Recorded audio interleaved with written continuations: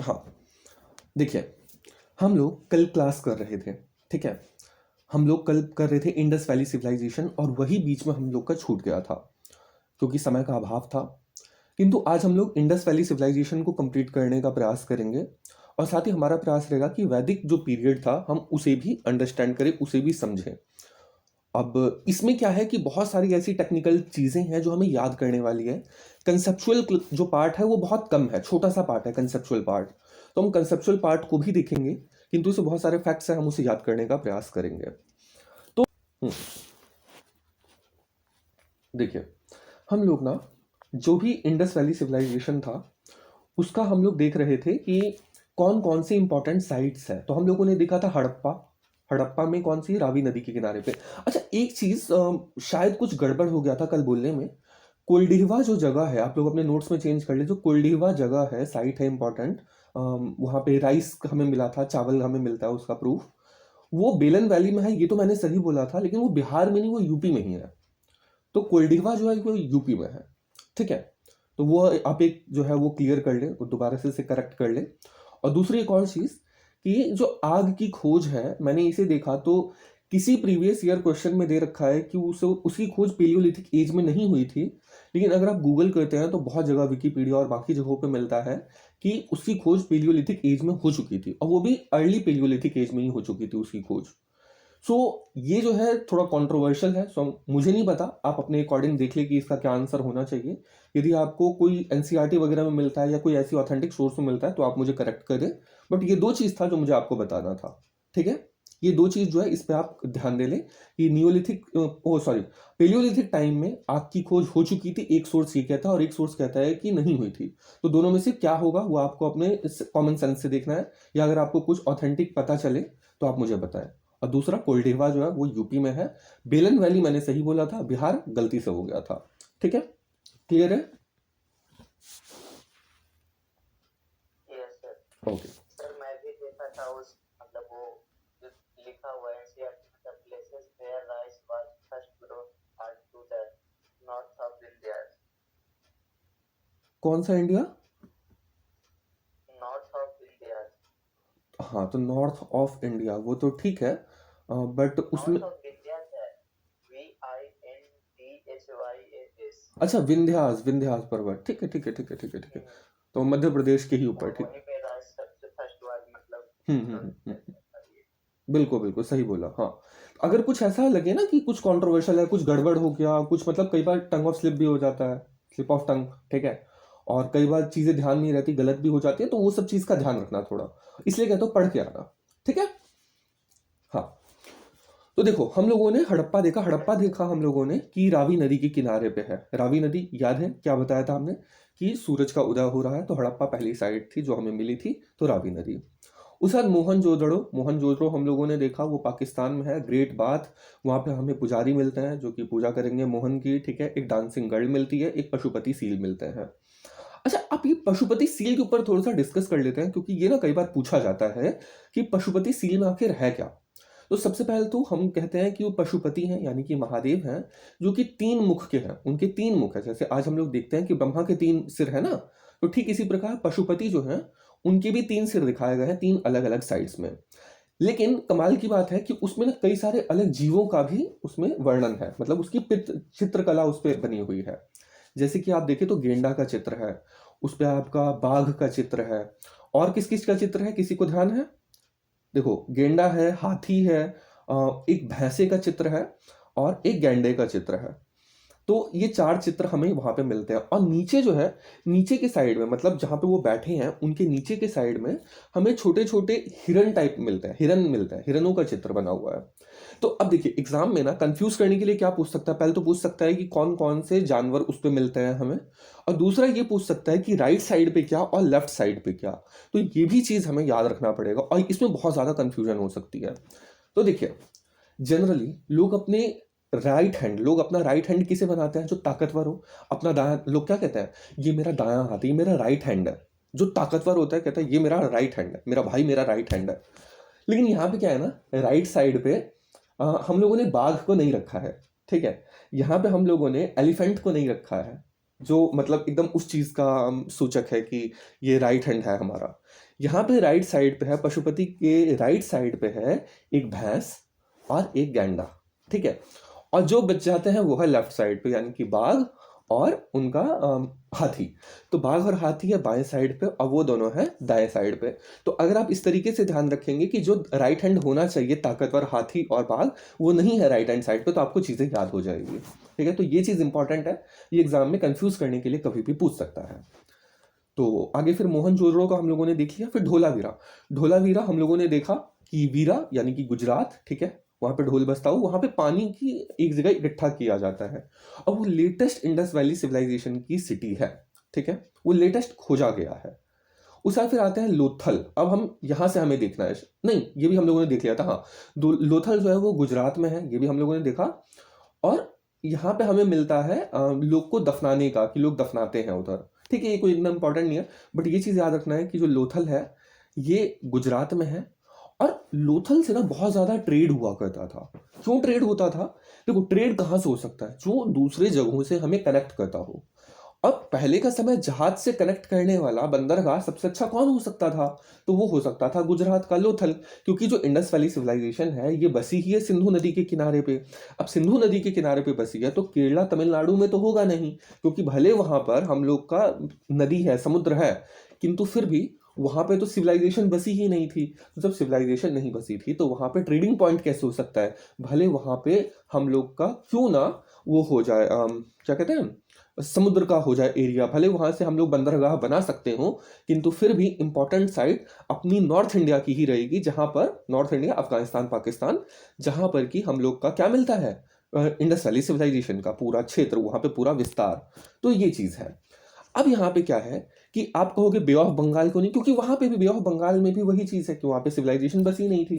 तो इस वजह से लोथल जो है वो सबसे अच्छा हमें मिलता है कि गुजरात जो एक पोर्शन है, जो गुजरात का एरिया है, वो पूरा का पूरा हमें मिलता है ट्रेड के लिए, क्योंकि वहां पे समुद्र से घिरा हुआ है और वहीं पे सिविलाइजेशन बसा करती थी। तो Lothal is the best probable जो हम लोग याद कर सकते हैं, जो हम लोग को वहां पे मिल सकता है ट्रेडिंग के लिए। तो लोथल। उसके बाद फिर आता है राखीगढ़ी। राखीगढ़ी हरियाणा में है, हम लोगों ने देखा था कैसे याद करना है, और ये लार्जेस्ट साइट है, सबसे बड़ी साइट है अभी तक की जो हमें मिली है इंडस वैली सिविलाइजेशन में, ठीक है। और इसी को हम कहते हैं provincial capital of Harappan civilization. Provincial capital क्या, वैसे तो एक्चुअल में ये राजधानी नहीं है, किंतु हम मानते हैं एक हिसाब से कि हाँ ये राजधानी की ही तरह है। क्यों मानते हैं? क्योंकि इतनी बड़ी सिविलाइजेशन है, इतनी बड़ी यहाँ पे एक हमें पूरा खोदने में मिलता है, बहुत सारी चीजें हमें यहाँ से मिलती है, तो इसलिए राखीगढ़ी भी इंपॉर्टेंट है, ठीक है। आगे बढ़ते हैं। रोपड़, ये थोड़ा सा हमें प्रीवियस रिवीजन हो रहा है। तो रोपड़, रोपड़ जो है वो सतलज नदी के किनारे पे है, ठीक है, जो कि पंजाब में है। अभी हम लोग ना फोटो भी देखेंगे कि एक्चुअल में इंडस वैली की, इंडस जो रिवर है उसकी ट्रिब्यूटरीज कहाँ कहाँ से बहती है। अभी हम वो फोटो भी देखेंगे मैप में, क्योंकि मैप में जितने इंपॉर्टेंट साइट्स है ना उन सबको हमें मार्क करना है और ध्यान देना है। तो रोपड़ जो है वो सतलज नदी के किनारे में बसा हुआ है। तो मैंने कहा जो सत्य की लाज रखता हो, तो पंजाब में गुरु नानक देव या फिर उनके सिख अनुयायी जो है, आप उनसे ध्यान रख सकते हैं।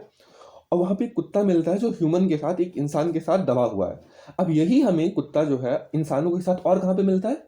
बुर्ज होम में। मैंने कल बताया था बुर्ज होम में, जो कि है कहाँ पे, कश्मीर में, ठीक है। तो वो भी चीज ध्यान रखना है। लेकिन वो जो है बुर्ज होम, ये आपकी न्यूलिथिक साइट है, आई गेस न्यूलिथिक है या कुछ और मैंने बोला था, देखना एक बार। बुर्ज होम मैंने कौन सी साइट कही थी?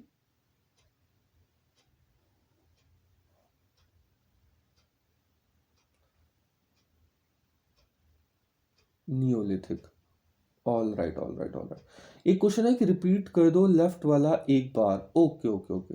देखो, जो पशुपति सील है उस पे राइट हैंड साइड पे कोई दो जानवर बने हैं और लेफ्ट हैंड साइड पे दो जानवर बने हैं। तो राइट हैंड साइड पे हम लोग सोचते हैं ये हमारा राइट हैंड है। राइट हैंड हम किसे मानते हैं? जो ताकतवर हो, जो स्ट्रांग हो। तो हमारे अकॉर्डिंग होना क्या चाहिए था? बाघ होना चाहिए था, यानी कि टाइगर और एलिफेंट। लेकिन वो दोनों है लेफ्ट हैंड साइड पे, ठीक है। राइट हैंड साइड पे कौन है? भैंस है और गैंडा है। तो ये है हमारे राइट हैंड साइड पे। तो हमारी परसेप्शन के अगेंस्ट जाकर के, मतलब ये खाली याद करने के लिए, एक्चुअल में ऐसा कुछ नहीं है, खाली याद करने के लिए कि लेफ्ट हैंड साइड पे है बाघ और हाथी, ठीक है। हाँ, तो बुर्जहोम जो है ये क्या है? नियोलिथिक साइट है। All right. Thanks, okay, alright, ठीक है। अब हम देखते हैं बालाथल, बालाथल और कालीबंगन, ठीक है। ये हम लोगों ने देखा राजस्थान में, यहाँ पे चूड़ियाँ जो है, चूड़ियों की फैक्ट्री है और यहाँ पे खिलौने भी बनते हैं। तो ये चीज़ है, हमें याद रहना चाहिए, बालाथल और कालीबंगन। कैसे हम लोगों ने याद किया था? चूड़ियों की फैक्ट्री। तो काली बैंगल, काला चूड़ी, काली चूड़ी हम लोगों ने देखा था। और बड़ा थल, यहाँ पे बड़ा सा थल है, बड़ा सा जमीन है, ठीक है। बड़ा सा जमीन कौन सा था? राजस्थान का था। राजस्थान में चूड़ियाँ बनती हैं, वहाँ पे बच्चों के लिए खिलौने बनते हैं, और ये सब हम लोगों ने देखा था। फिर है सुरकोटदा, ठीक है। सुरकोटदा, सुरकोटदा क्या देखा था? सुर को ताड़ा, ठीक है, सुर को ताड़ा, यानी कि देव को ताड़ा। कौन ताड़ता है? वो घोड़ा ताड़ता है कि क्या मुझे मोक्ष मिल जाएगा, जैसा आप लोग कहते हो कि यदि मेरा अश्वमेध यज्ञ में मेरा बलि चढ़ाया जाएगा तो क्या मेरा मोक्ष हो जाएगा? तो सुर को ताड़ा, ठीक है। फिर बनवाली, ठीक है। तो हमने देखा था क्या, राखी बनवाली, है ना। तो ये हरियाणा में ही है ये भी। और ये बनी है कहाँ पे? सरस्वती नदी के किनारे पे बसी हुई है। और यहाँ पे हम लोगों ने देखा कि यहाँ पे खिलौना का हमें मिलता है हल। जो हल होता है, एक्चुअल हल नहीं मिलता, यहाँ पे हल का हमें खिलौना मिलता है। तो ये है बनावाली, ठीक है। और ये ओनली सिटी है, एकमात्र सिटी है जो कि ओवल शेप्ड में है, अंडाकार शेप में है, और रेडियल स्ट्रीट्स है इसकी। उसके बाद फिर हम लोगों ने देखा आलमगीरपुर। आलमगीरपुर जो है, वो हम लोगों ने देखा जितने नाम थे उसमें एकमात्र नाम ऐसा था जो कि हम लोग का नॉर्मल नाम से नहीं मिलता जुलता। ये पर्शियन कह लो या फिर आप इसे उर्दू कह लो, इस नाम, ये इस भाषा का शब्द हमें लगता है आलमगीरपुर। तो ये मेरठ में है, और ये ईस्टर्न मोस्ट साइट है इंडस वैली सिविलाइजेशन की। तो हम लोगों ने देखा कि ईस्टर्न मोस्ट कौन सी है? आलमगीरपुर, ठीक है। उसके बाद फिर मेहरगढ़। मेहरगढ़ का बारे में मैंने आपको क्या बताया था? मेहरगढ़ वो साइट थी जहां से हमें चावल मिलता है। तो मैंने आपको क्या बताया था? मैं अंशुमान, मैं हर घर जा जा करके बोला था कि खेती करना सीख लो, मैंने ही उन्हें खेती करना सिखाया था, है ना, अपने पिछले जन्म में। तो मेहरगढ़ ये पाकिस्तान में, लेकिन उस समय मैंने ही सबको सिखाया था कि कैसे खेती की जाती है। और सबसे पहला जानवर कौन सा मिला था, किसी को याद है? पहला जानवर जिसे हम लोगों ने डोमेस्टिकेट किया था वो कौन सा है? वो आपको याद है? बोलो। हेलो। बफेलो, ठीक है, गुड। हाँ, चीजें ध्यान देते जाना, क्योंकि जैसे ही हम लोग का, मेरा मन जब भी करेगा मैं आपका टेस्ट ले लूंगा, ठीक है। एक पूरा एमसीक्यू बेस्ड टेस्ट होगा, उस दिन क्लास नहीं होगी, उस दिन टेस्ट होगा। तो कभी भी हो सकता है, कल हो सकता है, परसों हो सकता है, 2 दिन बाद, या हो सकता है एंशिएंट हिस्ट्री कंप्लीट होने के बाद, कभी भी हो सकता है। इसलिए अपने आप को पूरी तरीके से प्रिपेयर रखना, ठीक है, आप लोग को बता दे रहा हूँ। तो उसके बाद फिर है चन्हू दारो। चन्हू दारो हम लोगों ने देखा कि यहाँ पे क्या है कि यहाँ पे लिपस्टिक हमें मिलती है, लिपस्टिक में हमें मिलती है, और बीड मेकिंग फैक्ट्री मिलती है। बीड क्या होता है? गोली, दाना। बीड वही होता है, मोती के दाने, ऐसा कुछ, मोती तो नहीं, बेसिकली दाने। तो उसकी फैक्ट्री हमें मिलती है, बेसिकली आभूषण वगैरह बनाने के लिए। और एकमात्र सिटी है इंडस वैली की जिसमें कि सिटाडेल नहीं है। सिटाडेल मतलब क्या? एक ऊंची जगह जहां पर ब्यूरोक्रेट्स वर्ग रहा करता था। ब्यूरोक्रेट तो नहीं थे उस टाइम पे, तो जो इन्फ्लुएंशियल वर्ग था, जो वहां पे एक हिसाब से राजा वर्ग था, वो वहां पे रहते थे, ठीक है। अगला है कोट दीदी, यहां से शायद हम लोगों ने नहीं पढ़ा था। तो कोट दीदी जो है, ये है पाकिस्तान में, ठीक है। यहाँ पे हमें मदर गॉडेस मिलती है, यहाँ पे हमें देवी जी मिलती है। तो अब ये कैसे याद करेंगे? आज हम लोग का ना एक देवी का मंदिर जो है, एक शक्तिपीठ जो है, ये पाकिस्तान में है। कोई बता सकता है कौन सी शक्तिपीठ आज के समय में पाकिस्तान में है? किसी को आइडिया है? हमारी एक शक्तिपीठों के बारे में आप जानते होंगे। तो शक्तिपीठ एक हमारी पाकिस्तान में है, वो कौन सी शक्तिपीठ है?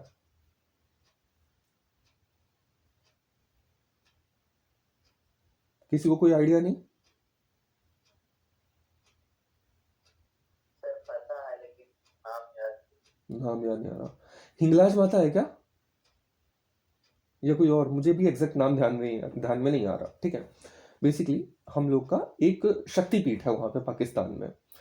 सपोज करो कि शक्तिपीठ है, ऑब्वियसली क्या स्थिति आप सब समझ सकते हो, वहां पे कोई पूजा वूजा करने वाला आज के समय में रह नहीं गया है। तो अब जो कट्टरपंथी होते हैं, कट्टरपंथी विचारधारा के, वो सब कहते हैं हिंगलाज, हाँ ठीक है, हिंगलाज ही है, ऑल राइट। तो जो कट्टरपंथी विचारधारा के होते हैं, वो क्या करते हैं? वो तोड़ने का काम करते हैं। वो कहते हैं कि बुत परस्ती जो है ये खराब चीज है, आप सबको जहन्नुम के आग में जलना पड़ेगा। तो मूर्तियों को तोड़ने का काम करते हैं, ठीक है। तो बुत शिकन भी इसलिए जाना जाता है। अच्छा, बुत शिकन जो है ना, वो एक किसी बादशाह का भी नाम था मेडिवल टाइम में। तो वो जरा देखना कि कौन है बुत शिकन, नोट कर लो। ये थोड़ा सा सर्च करना है इसके बारे में कि बुत शिकन किस बादशाह को कहा जाता है, ठीक है। तो उसने अपना नाम ही रख लिया था बुत शिकन। जब भी आता था तो बुतों को तोड़ता था, इसलिए उसका नाम पड़ गया था बुत शिकन, बुत को शिकने वाला, ठीक है। तो उन लोगों ने क्या किया कि उन लोगों ने मूर्ति सब तोड़ी। तो आप क्या करोगे, अगर कोई शक्तिपीठ को नुकसान पहुंचाएगा तो आप उसे क्या करोगे, कूट दोगे, है ना, कूट दीजिए। तो कूट दीजिए, अगर कोई भी आपकी शक्तिपीठ को नुकसान पहुंचाने का काम करेगा तो आप उसे कूट दोगे, तो वही चीज है कूट दीजिए, हमने उसे कूट दिया, कूट दिया, ठीक है। तो ये याद रहेगा। उसके बाद फिर है सुक्ता गंडोर, ठीक है, ये भी वेस्टर्न मोस्ट साइट है इंडस वैली सिविलाइजेशन की। ईस्टर्न मोस्ट हम लोगों ने कौन सा देखा, आलमगीरपुर, है ना, जो कि मेरठ में है। और ये है सुक्ता गंडोर, जो कि वेस्टर्न मोस्ट साइट है इंडस वैली सिविलाइजेशन का, ठीक है। यहाँ पे ना हमें चूड़ियां मिलती है, लेकिन क्ले की बनी हुई, चिकनी मिट्टी की बनी हुई। ये इतना इंपॉर्टेंट नहीं है, इंपॉर्टेंट ये है कि वेस्टर्न मोस्ट साइट है इंडस वैली सिविलाइजेशन की। कैसे याद रखेंगे, देखो ऐसे याद रखेंगे कि जब हम लोग देखते हैं ना, तो अभी आप पढ़ोगे आगे 10 राजन यज्ञ, ठीक है, 10 राजन युद्ध पढ़ोगे आप आगे, 10 राजन युद्ध। उसमें क्या है कि वैदिक सिविलाइजेशन की जब शुरुआत होती है, जो वैदिक सभ्यता आज हम लोग पढ़ने वाले हैं आगे, उसकी शुरुआत का जो मेन पॉइंट है वो माना जाता है 10 राजन युद्ध को। 10 राजा लोग मिलकर के आपस में लड़ते हैं, हम उसे डिटेल में डिस्कस करेंगे आगे। किंतु ये ध्यान रखो कि वो लड़ा गया था अफगानिस्तान पाकिस्तान के क्षेत्र में, ठीक है। क्योंकि सबसे पहले ना जो भरतवंशी थे, जो राम के जो पूर्वज थे, वो वहीं के बसने वाले थे, वो अयोध्या के बसने वाले नहीं थे, अयोध्या के रहने वाले नहीं थे। एक्चुअल में वो अफगानिस्तान पाकिस्तान के साइड के रहने वाले थे, अखंड भारत था, वहां के रहने वाले थे वो लोग। तो वहां पे ना 10 राजन युद्ध में जो विजयी हुआ, ये रियल बात है, उसने वैदिक धर्म का प्रचार प्रसार बहुत ज्यादा किया, ठीक है। तो अब वैदिक सूक्त होता है, ठीक है, तो वैदिक सूक्त जो है, सूक्त गंडोर, ठीक है, सूक्त गंडोर, सूक्तों का गान, सूक्तों का गान, जैसे सामवेद का गान किया जाता है, तो वैदिक सूक्त होता है, तो सूक्त का गान किया गया 10 राजन युद्ध के बाद। अब 10 राजन युद्ध में आपको यहाँ पे क्यों जोड़ रहा हूं, क्योंकि एकदम वेस्टर्न साइड पे हुआ है ना। तो इससे आप याद रख सकते हो कि वो अफगानिस्तान पाकिस्तान की साइड में हुआ है, तो वेस्ट इंडस वैली सिविलाइजेशन का भी वो वेस्टर्न मोस्ट पार्ट ही होगा। इसलिए मैंने आपको 10 राजन युद्ध के बारे में यहाँ पे छोटी सी कहानी सुनाई। तो सुक्त गंडोर, सुक्त को गान करना, सुक्त को गान करके सारी परेशानियों को दूर करना, ऐसे आप याद रख लो, सुक्त गंदोर, ऐसे, ठीक है। अगला है बालू, ठीक है, बालू। यहां पे क्या है कि बहुत सारे ना हमें पेड़ पौधे मिलते हैं, ठीक है। पेड़ पौधे के, अब जैसे पेड़ पौधे आ जाए, अगर वो कल को सूख के जमीन के नीचे चले गए तो क्या होगा, या तो उससे कोयला बन जाएगा, या तो पेट्रोलियम बन जाएगा, जैसा उसके ऊपर दबाव पड़ेगा उस प्रकार का वो बन जाएगा। तो वो जो है वहां पे प्लांट रिमेन मिलता है। अब प्लांट रिमेन मिलता है, आप कैसे कर सकते हो, बालू, बालू हरियाणा में है, कैसे याद करोगे इसे, हरियाणा में हम लोग सोच सकते हैं क्या, हरियाली होगी, हरियाणा में हरियाली होगी, लेकिन वहां पे बालू है, हरियाली नहीं है, हरियाणा में हरियाली नहीं है, वहां पे बालू है, ठीक है। तो ये चीज ध्यान रखना, हरियाणा में क्या नहीं है, हरियाली नहीं है, वहां पे बालू है। और इसी वजह से जो पेड़ पौधे हैं वो सब सूख गए, और वो हमें उनके रिमेनिंग हमें नीचे से मिलते हैं। और सबसे पहला एविडेंस अगर गार्लिक का, यानी कि लहसुन का, अगर हमें कहीं से मिलता है तो वो मिलता है बालू से, ठीक है। यानी कि लहसुन हमें सबसे पहले कहां से प्राप्त होता है, इंडस वैली सिविलाइजेशन में, तो बालू से। कैसे याद रखोगे, देखो पेड़ पौधे एक ही जगह से हमें मिल रहे हैं, वह हरियाणा, जहां पे हरियाली नहीं है, ठीक है। तो बालू, तो इसलिए गार्लिक कहीं भी अगर आ जाए आपका, तो आप सीधा बालू हरियाणा मार देना, कि वहां पे हरियाली नहीं है, इसीलिए वो सारे का सारा दब गया, लोग उसे बचा नहीं पाए, खा नहीं पाए, यूज नहीं कर पाए, ठीक है। ऐसे याद रख लेना। याद हो रहा है सबको, ये बताओ, तभी आगे बढ़े। Yes. बाकी दोनों भी बता दे। कुमुदा, कुमुदा नींद में है।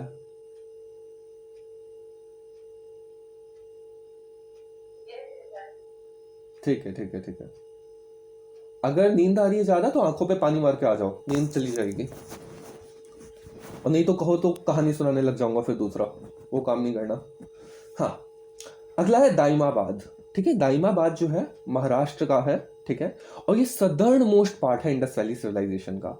अब देखो हम लोगों ने ईस्टर्न मोस्ट देखा, वेस्टर्न मोस्ट देखा, और अब हम लोग सदर्न मोस्ट देख रहे हैं, यानी कि दक्षिण का पार्ट देख रहे हैं। तो कौन सा सबसे दक्षिण में, दाइमाबाद, महाराष्ट्र में, यानी कि महाराष्ट्र तक फैला हुआ था ये दाइमाबाद। अब दाइमाबाद से किसी को याद आ रहा है कि कोई साइट भी थी पहले, कोई स्टोन एज की भी कोई साइट है दाइमाबाद, याद आ रहा है किसी को?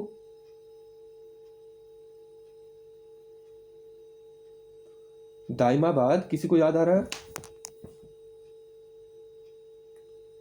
यस, ठीक है। क्या है दाइमाबाद में, किस लिए फेमस है?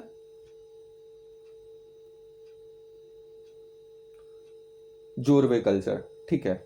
मैंने बताया था कि दाइमाबाद जो है, मैंने उसका क्या पूरा कहानी बताया था। चलो छाया बताओ कहानी मैंने क्या सुनाई थी उसके लिए।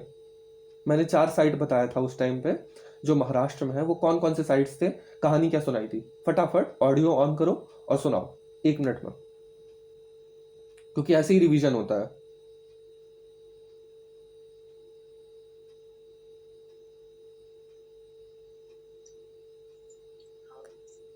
हेलो। हाँ बोलिए। हाँ तो बेसिकली यहाँ पे दाइमाबाद, इमाम गांव, हम्म निवासा और चिंदौली था जो कि जोड़वी कल्चर से रिलेटेड था। हम्म और यहाँ पे हमें फर्स्ट जो और महाराष्ट्र में है ये, और यहाँ पे हमें फर्स्ट ग्रेव से रिलेटेड हमें अगर हम कहेंगे वो मिला था जिसमें 90 डिग्री पे शवों को दफनाया जाता था और अपने और घरों में चढ़ाई। ही,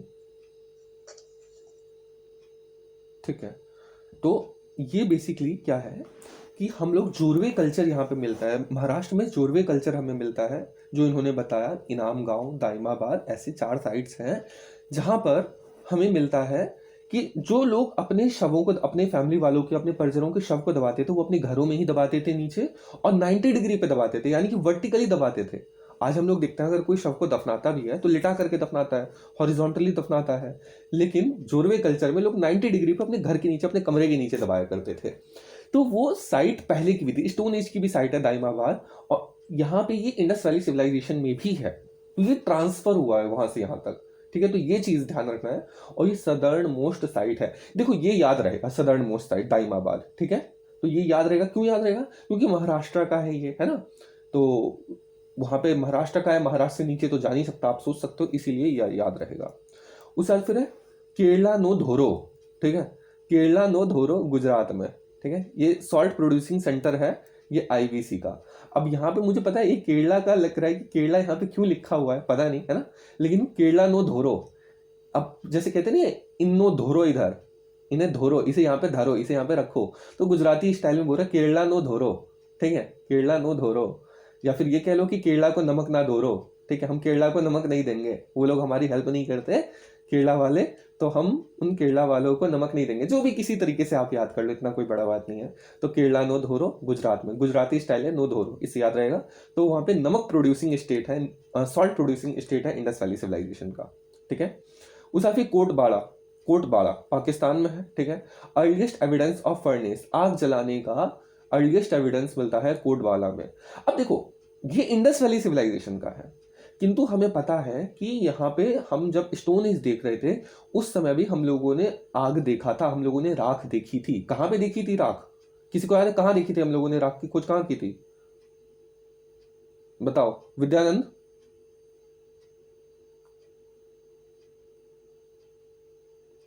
विद्यानंद Yes, sir. कहाँ हम लोगों ने देखा था कि आग की खोज, या फिर ये कह लो कि राख की खोज कहाँ पे थी, कहाँ पे हमें उसका एविडेंस मिलता है।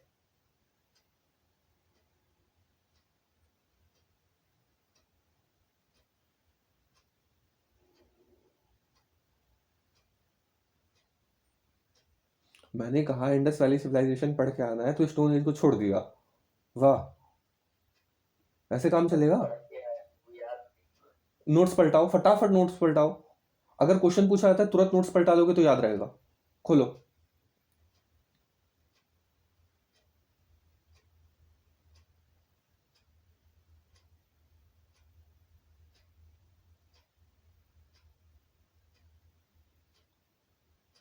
मिला।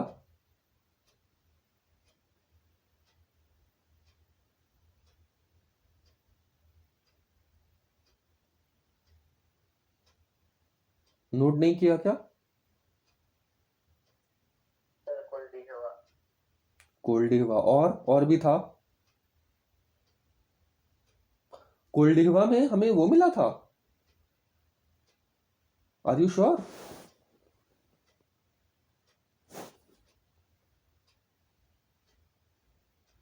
ठीक है। संगना कल्लू, पिखीहाल और उतनूर, मैंने इसकी कहानी भी सुनाई थी। आपके संग में कल्लू था, ठीक है, उसकी हालत पिघली थी, ये याद करवाया था ना, देखो कमेंट सेक्शन में। Yes, sir. सर ऊपर लिखा हुआ था, नीचे ये लास्ट का टीला नीचे लिखा हुआ था, कंफ्यूज हो गया। हाँ देखो ये चीज़ ध्यान रखना है। याद आ गया, बोले। कोई दिक्कत नहीं। देखो अगर साइट्स याद भी ना भी रहे तब भी कहानी याद रहनी चाहिए। अगर कहानी याद रहेगी ना आपको तो फिर आपको साइट्स भी याद रहेगी। इसलिए मैं कहानी के तौर पे सुनाता हूँ, क्योंकि अगर कभी आपको कहानी याद है तो आप वो कहीं ना कहीं से जोड़ लोगे, याद कर लोगे आपको। तो आपके संग में कल्लू था, ठीक है, उसकी हालत पिघली थी तो पिखी पिछली हाल, ठीक है। उसने कहा मुझे ऊपर नहीं चढ़ाया जाएगा राख की खोज करने, क्योंकि राख डरावना है, पता नहीं वहां पे और क्या क्या चीज होगी, तो मैं उतर रहा हूँ, उतनूर, मैं उतर रहा हूँ, ठीक है। उसके चेहरे का नूर उतर गया, ऐसे याद कर लो, उसके चेहरे का नूर उतर गया, ठीक है। तो ये है, कल्लू के चेहरे का नूर उतर गया, उसकी हालत पिघल गई थी, ठीक है, पतली हो गई थी उसकी हालत, तो पिघली हाल, ठीक है। तो ये है। बीच बीच में ना क्वेश्चन पूछता रहूंगा मैं ऐसे ही, ठीक है, और प्रॉपर टेस्ट भी होगा 2-3 दिन बाद जब ये कंप्लीट हो जाएगा, तो इसलिए तैयार रखना अपने आप को। ओके, तो यहाँ पे ये कोट बाला जो है ये है इंडस वैली सिविलाइजेशन का, ठीक है। तो कोट कोट बाला जो है ये इंडस वैली सिविलाइजेशन का है। कैसे याद रखोगे? एक मूवी आई थी शायद कोई अक्षय कुमार की, जिसमें गाना था बाड़ा बाड़ा बाड़ा बाड़ा बाड़ा, ऐसा कुछ था गाना, ठीक है, मुझे याद आ रहा है। वो टकला था उस मूवी में, अगर किसी ने उसकी फोटो वगैरह भी देखी हो तो टकला था, उसके जो बाल थे ना वो जल गए थे आग में, वो इसी आग में जले थे, ठीक है। उसके जो बाल थे अक्षय कुमार के उस मूवी में, वो इंडस वैली सिविलाइजेशन में यहीं पे जलाए गए थे। तो यहाँ पे उसका हमें एविडेंस मिलता है, कोट बाला, ठीक है। उसके कोट को भी जला दिया गया था अक्षय कुमार को, और उसके बालों को भी जला दिया गया था, दोनों चीज को जला दिया गया था, ठीक है। अगला है मांड। मांड कहाँ पे है? जम्मू कश्मीर में, ये नॉर्दर्न मोस्ट साइट है। अब देखो हम लोगों ने ना eastern most, western most, northern most और सदर्न मोस्ट देखा, ठीक है। चारों ना हमें याद होनी चाहिए, क्योंकि कभी भी पूछ सकता है। ये कह सकता है कि लेफ्ट टू राइट लगाओ, अब सजाओ इसमें क्रम में। ये कह सकता है नॉर्थ टू साउथ लगाओ। तो अगर उसमें आपको ये ऑप्शन दिख गया ना तो सीधा सीधा पकड़ पाओगे, ये तो लेफ्ट में था सबसे ज्यादा, ये तो सबसे ज्यादा राइट में था, ये तो एकदम नॉर्थ में था, ये तो एकदम साउथ में था। तो इससे ना आपको एक हिंट मिल जाएगा। तो इसलिए क्या है कि हमें ये चीज ध्यान रखना है कि नॉर्दर्न मोस्ट कौन है, ठीक है। नॉर्दर्न मोस्ट क्या है? मांड, ठीक है। नॉर्दर्न मोस्ट क्या है? मांड, याद रहेगा। मी एंड मेरे स्टूडेंट्स, यहाँ पर उन सबको पढ़ाया जा रहा है कि यहाँ पे नॉर्दर्न मोस्ट साइट है ये, ठीक है, कश्मीर में है। तो कश्मीर में है ये मांड, याद रहेगा सबको। Me and my students are reading about the northernmost site of Indus valley civilization. All right, Jammu Kashmir, Yes, sir. ठीक है, ठीक है, आगे बढ़ते हैं। अब देखो कुछ और साइट्स हैं, हमें ये भी ध्यान रखना है, जो कि एग्जाम में कई बार पूछा गया है, इसीलिए यहाँ पे इन लोगों ने अलग से मेंशन कर दिया गया है, ठीक है, मेंशन कर दिया। वैसे तो इससे बहुत ज़्यादा हमें कुछ नहीं मिला है जो सिग्निफिकेंट है, किंतु फिर भी हमें इसे याद रखना है। तो मेहरगढ़, ये तो मेंशन था पाकिस्तान में, ठीक है। उसके बाद फिर है देसलपुर, पाबू मठ, रंगपुर और शिखरपुर गुजरात में। अब देखो यहाँ पे एकदम ध्यान से सुनना, एकदम ध्यान से सुनना, ये याद कैसे रहेगा? देसलपुर, पाबू मठ, रंगपुर और शिखरपुर, ये चारों के चारों गुजरात में है। अगर मजा आ जाए ना इसे याद करके तो मुझे बता रहा, ठीक है। जो बापू का मठ है, बापू कौन? महात्मा गांधी या फिर गांधी जी। जो बापू का मठ है, जब वहां पे आप जाते हो ना तो असली देश आपको मिलता है, ठीक है। उनका जो गांव है, पुर मतलब गांव, गांव मतलब पुर, तो उनका ना असली असलपुर आपको वहां पे मिलता है। तो देसलपुर, वहां पे ना आपको असली गांव का असली चीज मिलता है कि एक्चुअल में गांव क्या था महात्मा गांधी के। जब आप गांव जाते हो, बापू के मठ में जब आप जाते हो तो, ठीक है, वहां पे उस गांव में सब लोग रंग, एकदम वहां पे रंगों की तरह खुशियां बरसती रहती है, क्योंकि गांधी जी अहिंसा के पुजारी, उन्होंने हर जगह रंग भर दिया, लोग के जीवन में रंग भर दिया, और उन्होंने आपस के हृदय की जो कटु विचारधारा थी, एक दूसरे के खिलाफ विरुद्ध नफरत थी, उन सबको उन्होंने खत्म करने का काम किया, लोग के जीवन में रंग भर दिया। तो उस गांव में रंग भर दिया गया, तो रंगपुर। और वहां पे जो रहने वाले हैं ना, वो सब लोग शिखर में हैं, शिखर मतलब टॉप पे हैं वो लोग सब। वो अपने जो थॉट्स में एकदम टॉप पर हैं, उनके जैसे अच्छे लोग और कहीं नहीं मिलते। कहाँ पे? बापू के मठ में। तो बापू के मठ में जब आप जाओगे तो आपको एकदम असली देश वाले गांव की फीलिंग आएगी, जहाँ पे सब लोग, जो पूरा गांव है सब रंगों से भरा हुआ है, रंगीन चेहरे हैं, रंगीन खुशमिजाज चेहरे हैं सब पे, और लोग सब वहां पे शिखर पे हैं, टॉप पे हैं। उन्हें किसी चीज की कोई फिक्र नहीं, एक दूसरे के विरुद्ध कोई द्वेष नहीं, कोई राग नहीं, कोई लोभ, कोई मोह, कुछ नहीं। तो ये है गुजरात के बाकी सारे साइट्स। याद हो गया? याद हो गया? Yes, sir. Yes, sir. ठीक है, बाकी दोनों बताओ। कुमुदा, छाया, याद हो गया?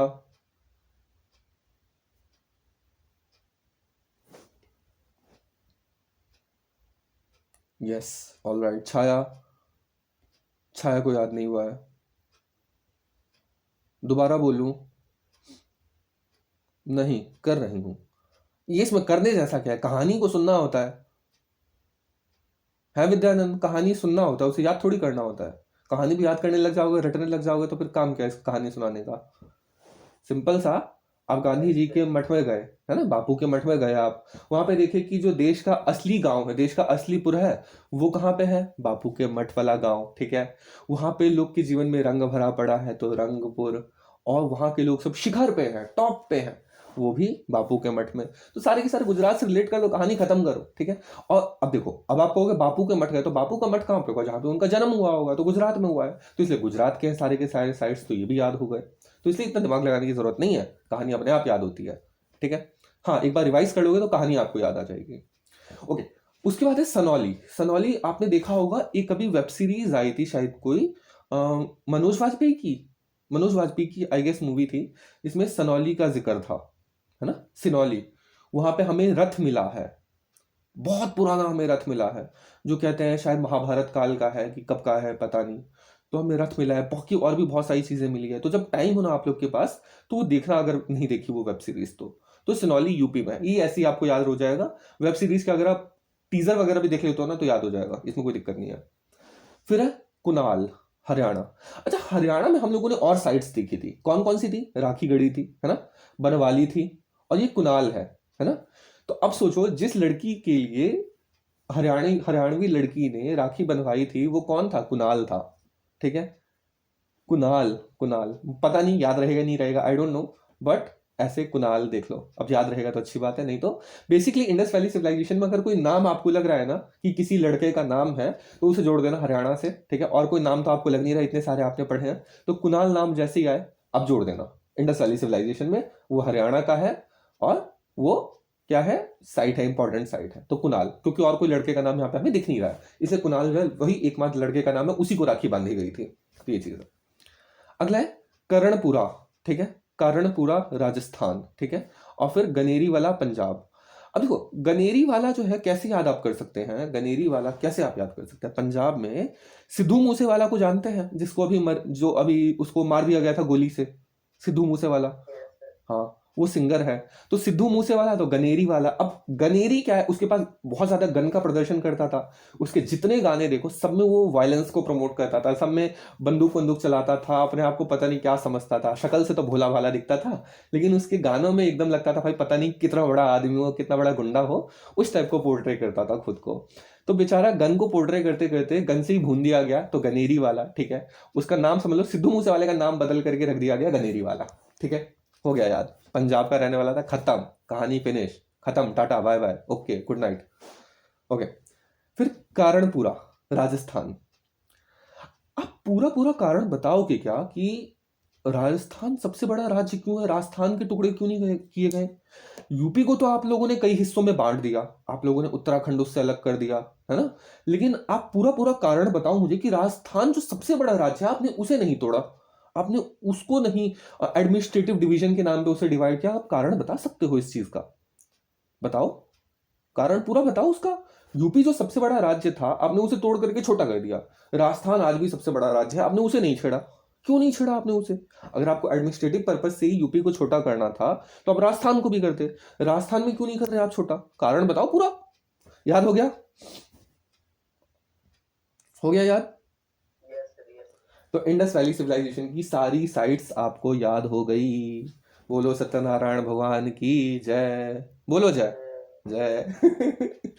ठीक है। अब हम लोग जो है ना, एक बार ये देख लेते हैं सारे इंपॉर्टेंट साइट जो है कौन कौन सी नदी के किनारे बसे हुए थे, ठीक है। इसे हम लोग एक बार थोड़ा सा देख लेते हैं। आप ये चीज को नोट करते जाना, एक जगह सारे लिख लो, ताकि वो एक जगह आप लोग के पास इकट्ठा रहे। अभी तो हम लोगों ने वैसे देखा कि रावी नदी के किनारे पे हड़प्पा बसा हुआ है ना, लेकिन एक बार अब एक साइड पे लिख लो, ताकि अब सरस्वती नदी के किनारे कौन सा साइट बसा हुआ है बताओ जरा। सरस्वती नदी के किनारे कौन सी साइट बसी हुई है? हरियाणा की कोई साइट है? बोलो, अभी अभी बताया, बिल्कुल याद ही नहीं रहता, क्या फायदा कर पढ़ाने का, कहानी सुनाने का। ये देखो हड़प्पा, मोहनजोदड़ो, राखीगढ़ी।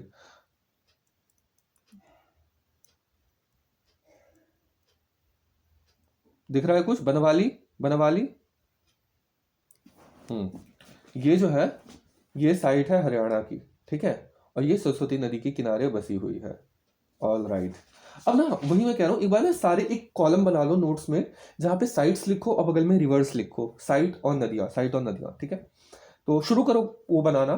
सबसे पहले लिखो हड़प्पा, रावी नदी के किनारे पे। हड़प्पा एक साइड लिखो हड़प्पा, दूसरी साइड लिखो रावी नदी। फटाफट लिखते जाओ, मैं ज्यादा रिपीट नहीं करूंगा। आई होप कि आप सब लिख रहे होगे। कुमदा लिख रही हो ना? घर पे हो? घर पे हो कुमदा? अभी लोग कहेंगे ये इतनी रात को कोई घर के बाहर भी रह सकता है क्या? ठीक है। हाँ, तो लिखो ऑल राइट। हाँ, एक साइड ओके, एक साइड हड़प्पा, एक साइड रावी, ठीक है। मोहनजोदड़ो इंडस नदी के किनारे पे, सिंधु नदी के किनारे पे। मोहनजोदड़ो सिंधु नदी के किनारे पे, तो इंडस नदी, मोहनजोदड़ो के राइट हैंड साइड पे लिखो इंडस, ठीक है। उसके बाद फिर लिखो लोथल भोगवा नदी के किनारे पे। भोगवा, BHOGWA, भोगवा, लोथल भोगवा, ठीक है। कालीबंगन घग्घर, कालीबंगन घग्घर, कालीबंगन घग्घर, घग्घर की स्पेलिंग GHAGGAR, घग्घर, ठीक है। रोपड़ जो है वो सतलज, रोपड़ जो है सतलज, रोपड़ जो है सतलज। आई होप लिखते जा रहे हो, अगर किसी का छूट जाए तो बताना, ठीक है। मांडा, अच्छा मांडा क्या है? मांडा के बारे में मैंने क्या बताया? फटाफट बोलो, कमेंट सेक्शन में टाइप कर दो फटाफट। मांडा के बारे में मैंने क्या बताया था? बहुत इंपॉर्टेंट साइट थी।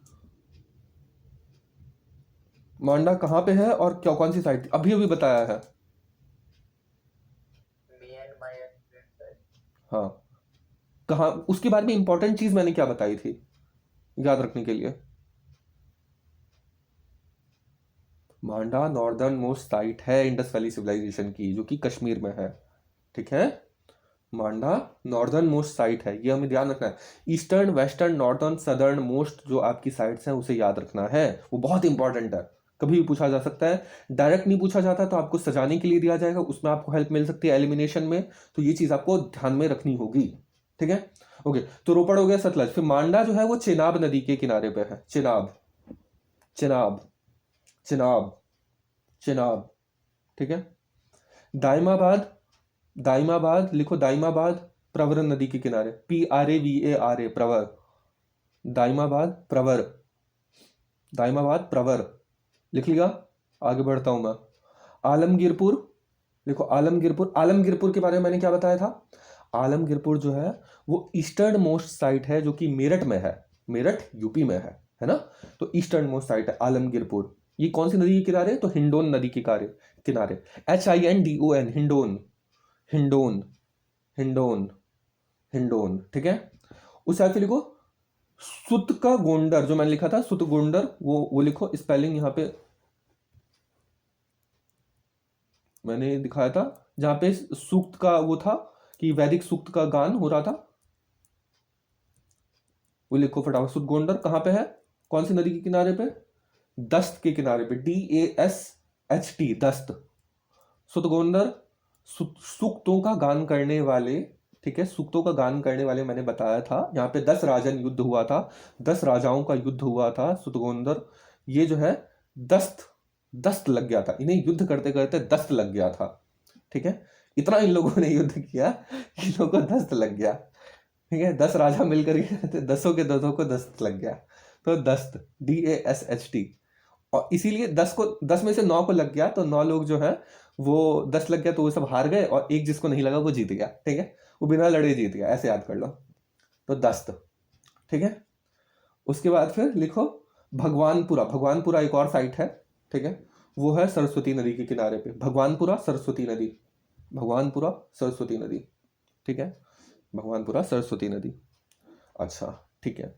अब सरस्वती नदी के किनारे पे हम लोगों ने कौन कौन सी साइट देख ली? एक तो हरियाणा की साइट देखी हम लोगों ने, बनवाली, और एक और देख रहे हैं अभी हम लोग भगवानपुरा, ठीक है, भगवानपुरा। लिख लिया सब लोगों ने? टेबल बना लिया? बना लिया टेबल? Yes, sir. ठीक है। टेबल बना लिया तो याद करना है, सबको याद हो चुका है क्या सारे साइट्स और उनके जितने भी रिवर्स थे, नदियां थी? देखो हड़प्पा तो रावी नदी याद है ना।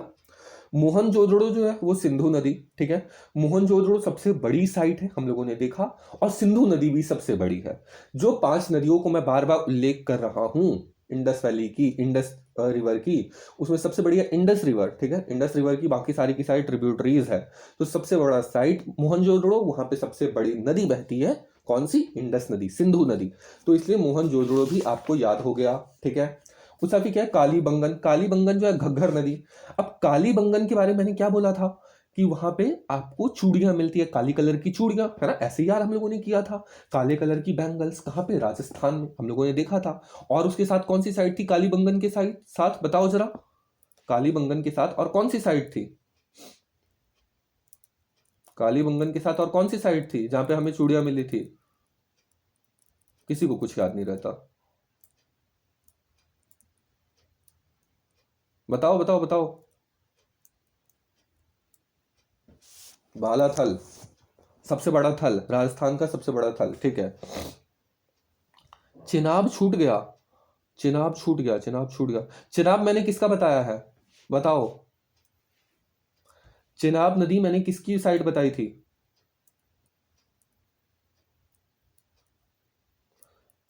चिनाब अभी मैंने किसकी साइड बताई थी? देखो मैं खुद भी भूल गया, पढ़ाते पढ़ाते खुद ही भूल गया मैं। चिनाब मैंने किसकी साइड बताई थी? हाँ, मांडा। मांडा, मांडा, हाँ ठीक है ठीक है, मांडा की, मांडा की, वेरी गुड, याद है। तो मांडा की चिनाब, ऑल राइट।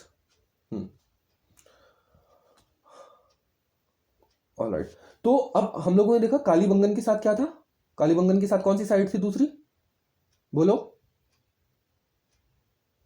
बालाथल, सबसे बड़ा थल, सबसे बड़ा थल कौन सा? राजस्थान, ठीक है। तो कालीबंगन जो है वो घग्घर नदी के किनारे बसा है। कैसे याद करेंगे? कालीबंगन, काली चूड़ियां मिलती है ना, वहां से हमें लिपस्टिक मिलता है, तो वहां से घाघरा भी तो आपको मिलता होगा ना, लड़कियों का फैशन सेंस वहां पे बहुत ज्यादा था, तो घाघरा भी मिलता होगा, इसलिए घग्घर नदी, ठीक है। याद हो गया, खत्म, टाटा बाय बाय।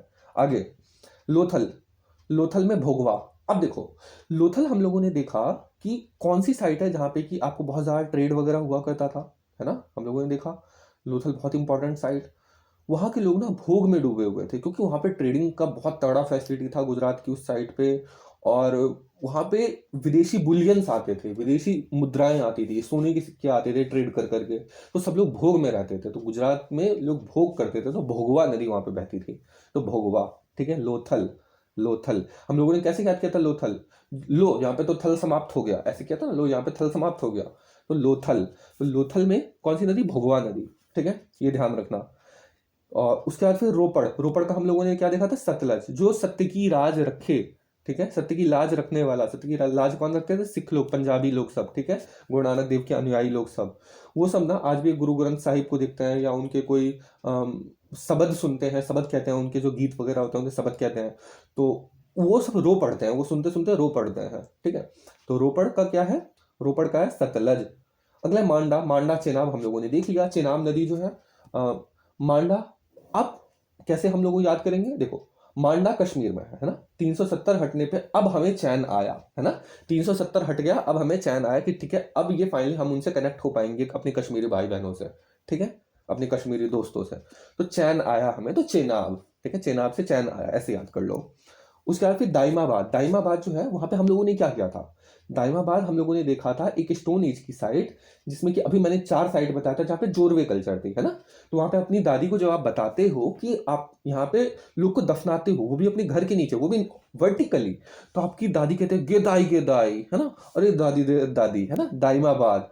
ये तो दाइमाबाद जो है आप इस तरीके से याद किए थे। अब वहां पे क्या है, आपकी दादी को आपने बताया था। अब दादी जो है बहुत ज्यादा पुराने ख्यालों की, या पुराने ख्याल, सारी चीजों को, अपने एंशियंट चीजों को, धरोहर को संभाल के रखने वाली, तो उन्हें ना अपने गोत्र और प्रवर का ध्यान है। अब देखो हम सबका यहाँ पे जितने हैं, हम सबका कोई गोत्र होगा, है ना, किसी का काश्यप गोत्र, किसी का भारद्वाज गोत्र, किसी का और कोई गोत्र, सबका कोई ना कोई गोत्र होगा।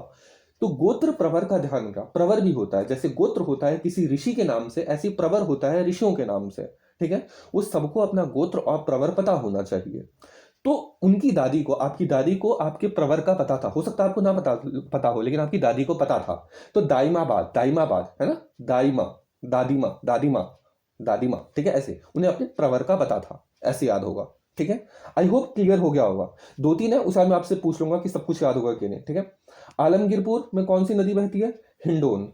आलमगीरपुर, आलमगीरपुर कौन सी साइड मैंने बताई थी, जो कि पर्शियन नेम है, उर्दू नेम है, वहां पे बेसिकली अपना इंडियन नेम, हिंदू नेम नहीं लगता है ना। तो वहां पे हिंडोन, हिंडोन हिंदू नेम नहीं है, हिंदू ओन नेम नहीं है वो आलमगीरपुर। मेरठ में जो ईस्टर्न मोस्ट साइट है वो हिंदू ओन नेम नहीं है, वो पर्शियन ओन नेम है। तो हिंडोन नदी वहां पे बहती है, लेकिन हिंदुओं की ओन नेम नहीं है वहां पे। ऐसे याद करो, याद हो जाएगा। ठीक है, फिर सुक्त गंडोर जो मैंने आपको कहा था वो आपको बता दिया। 10 राजन युद्ध में, है ना, 9 लोग को दस्त लग गया तो इसलिए वो हार गए। एक राजा जो अलग था उसको दस्त नहीं लगा तो वो जीत गया। ठीक है, भगवानपुरा, सरस्वती नदी, सिंपल सा, भगवान है वहां पे, सरस्वती देवी भगवती है हमारी। ठीक है, तो इसलिए वो जो है आपका भगवानपुरा हो गया, सरस्वती नदी के किनारे पे। ये सारे इंपॉर्टेंट हो गए। नदी के किनारे पे कौन सी साइट बसी थी, क्या ये सबको याद हो गया? क्या ये सबको याद हो गया? बोलो। यस सर, हो गए। सिर्फ कुछ पढ़ना पड़ेगा तो पूरे हो जाएगा। पढ़ना पड़ेगा, कहानी याद हुई ना, ये बताओ। कहानी याद हो गई, लेकिन नाम के साथ कुछ तो नदी का नाम पढ़ना पड़ेगा। वो 1-2 बार रिवाइज करोगे तो हो जाएगा। अगर कहानी याद हो गई ना तो 1-2 बार पढ़ोगे तो याद हो जाएगा। कुमुदा याद हुआ?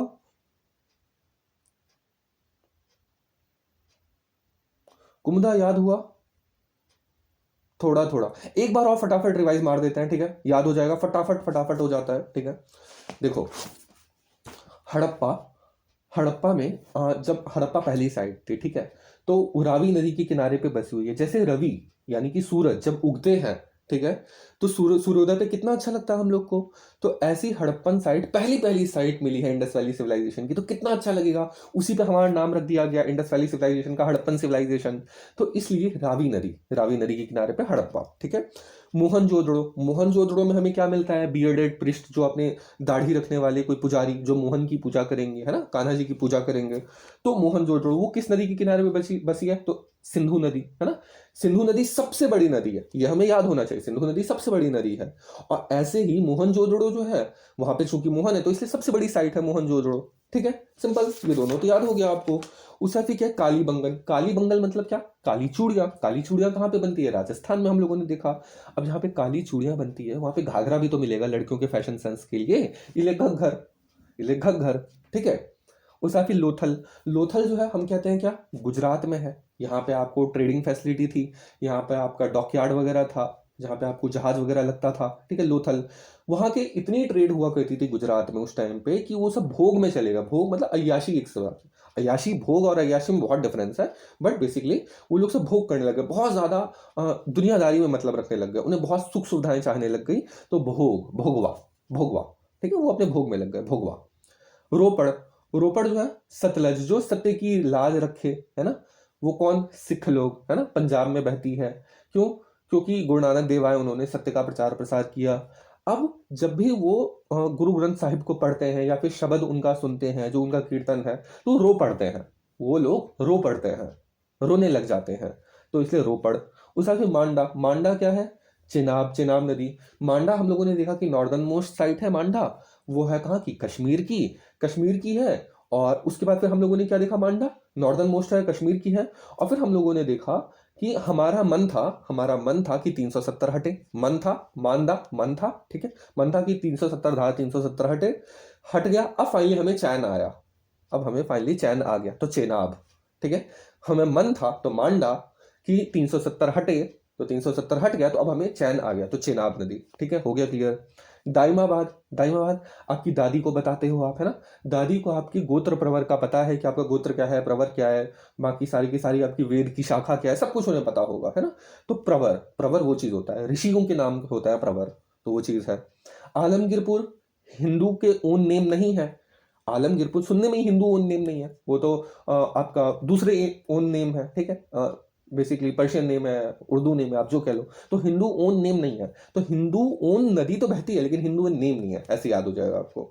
फिर सूक्त गंडोर जो मैंने आपको बताया, जहां पर सूक्त का, वैदिक सूक्तों का गान होता है ना, जहां पे वैदिक सूक्तों का गान होता है, वहां पे 10 राजन युद्ध हुआ था, 10 राजाओं ने युद्ध किया था, ठीक है। उसमें से एक राजा को दस्त नहीं लगा था, बाकी 9 राजाओं को दस्त लग गया था, ठीक है। अब आपको तो इस पर हंसी भी आ जानी चाहिए, तो याद भी हो जाना चाहिए था। तो दस्त लग गया तो इसलिए वो लोग हार गए, जिसको नहीं लगा वो जीत गया, और उसने फिर वैदिक सिविलाइजेशन को आगे बढ़ाया। इसके बारे में हम डिटेल में भी पढ़ेंगे आगे। तो सूक्त गंधर्व, उसने फिर सूक्तों का गान करवाना शुरू करवा दिया, वैदिक धर्म का प्रचार प्रसार करवाना शुरू कर दिया। तो सूक्त गान डोर, ठीक है, डोर डोर जा करके, दरवाजे दरवाजे पे जा करके सूक्तों का गान करवाने लग गए थे वो, ठीक है। फिर भगवानपुरा सरस्वती नदी हो गया याद, खत्म। अब बोलो, अब याद हुआ सबको? अब याद हुआ सबको? यस, और बोलो। yes, यस यस, ठीक है, फाइनली इसे ना एक बार पलटोगे ना, मतलब 3-4 घंटे के बाद, तो अच्छे से पूरा याद हो जाएगा। और टेबल भी हम लोगों ने बना लिया है, ठीक है, तो कोई टेंशन की बात नहीं है। अच्छा, एक साइट है हुलास, वो भी अपनी साइट में नोट कर लो, अपने नोट्स में। हुलास है, वो उत्तर प्रदेश में है। हुलास साइट उत्तर प्रदेश में है, वो भी नोट कर लो, वो कभी पूछा जा सकता है। तो हुलास जो है, HULAS, जब एल को हम लोग लिखते हैं अपने कंप्यूटर में तो आई जैसा दिखता है ना।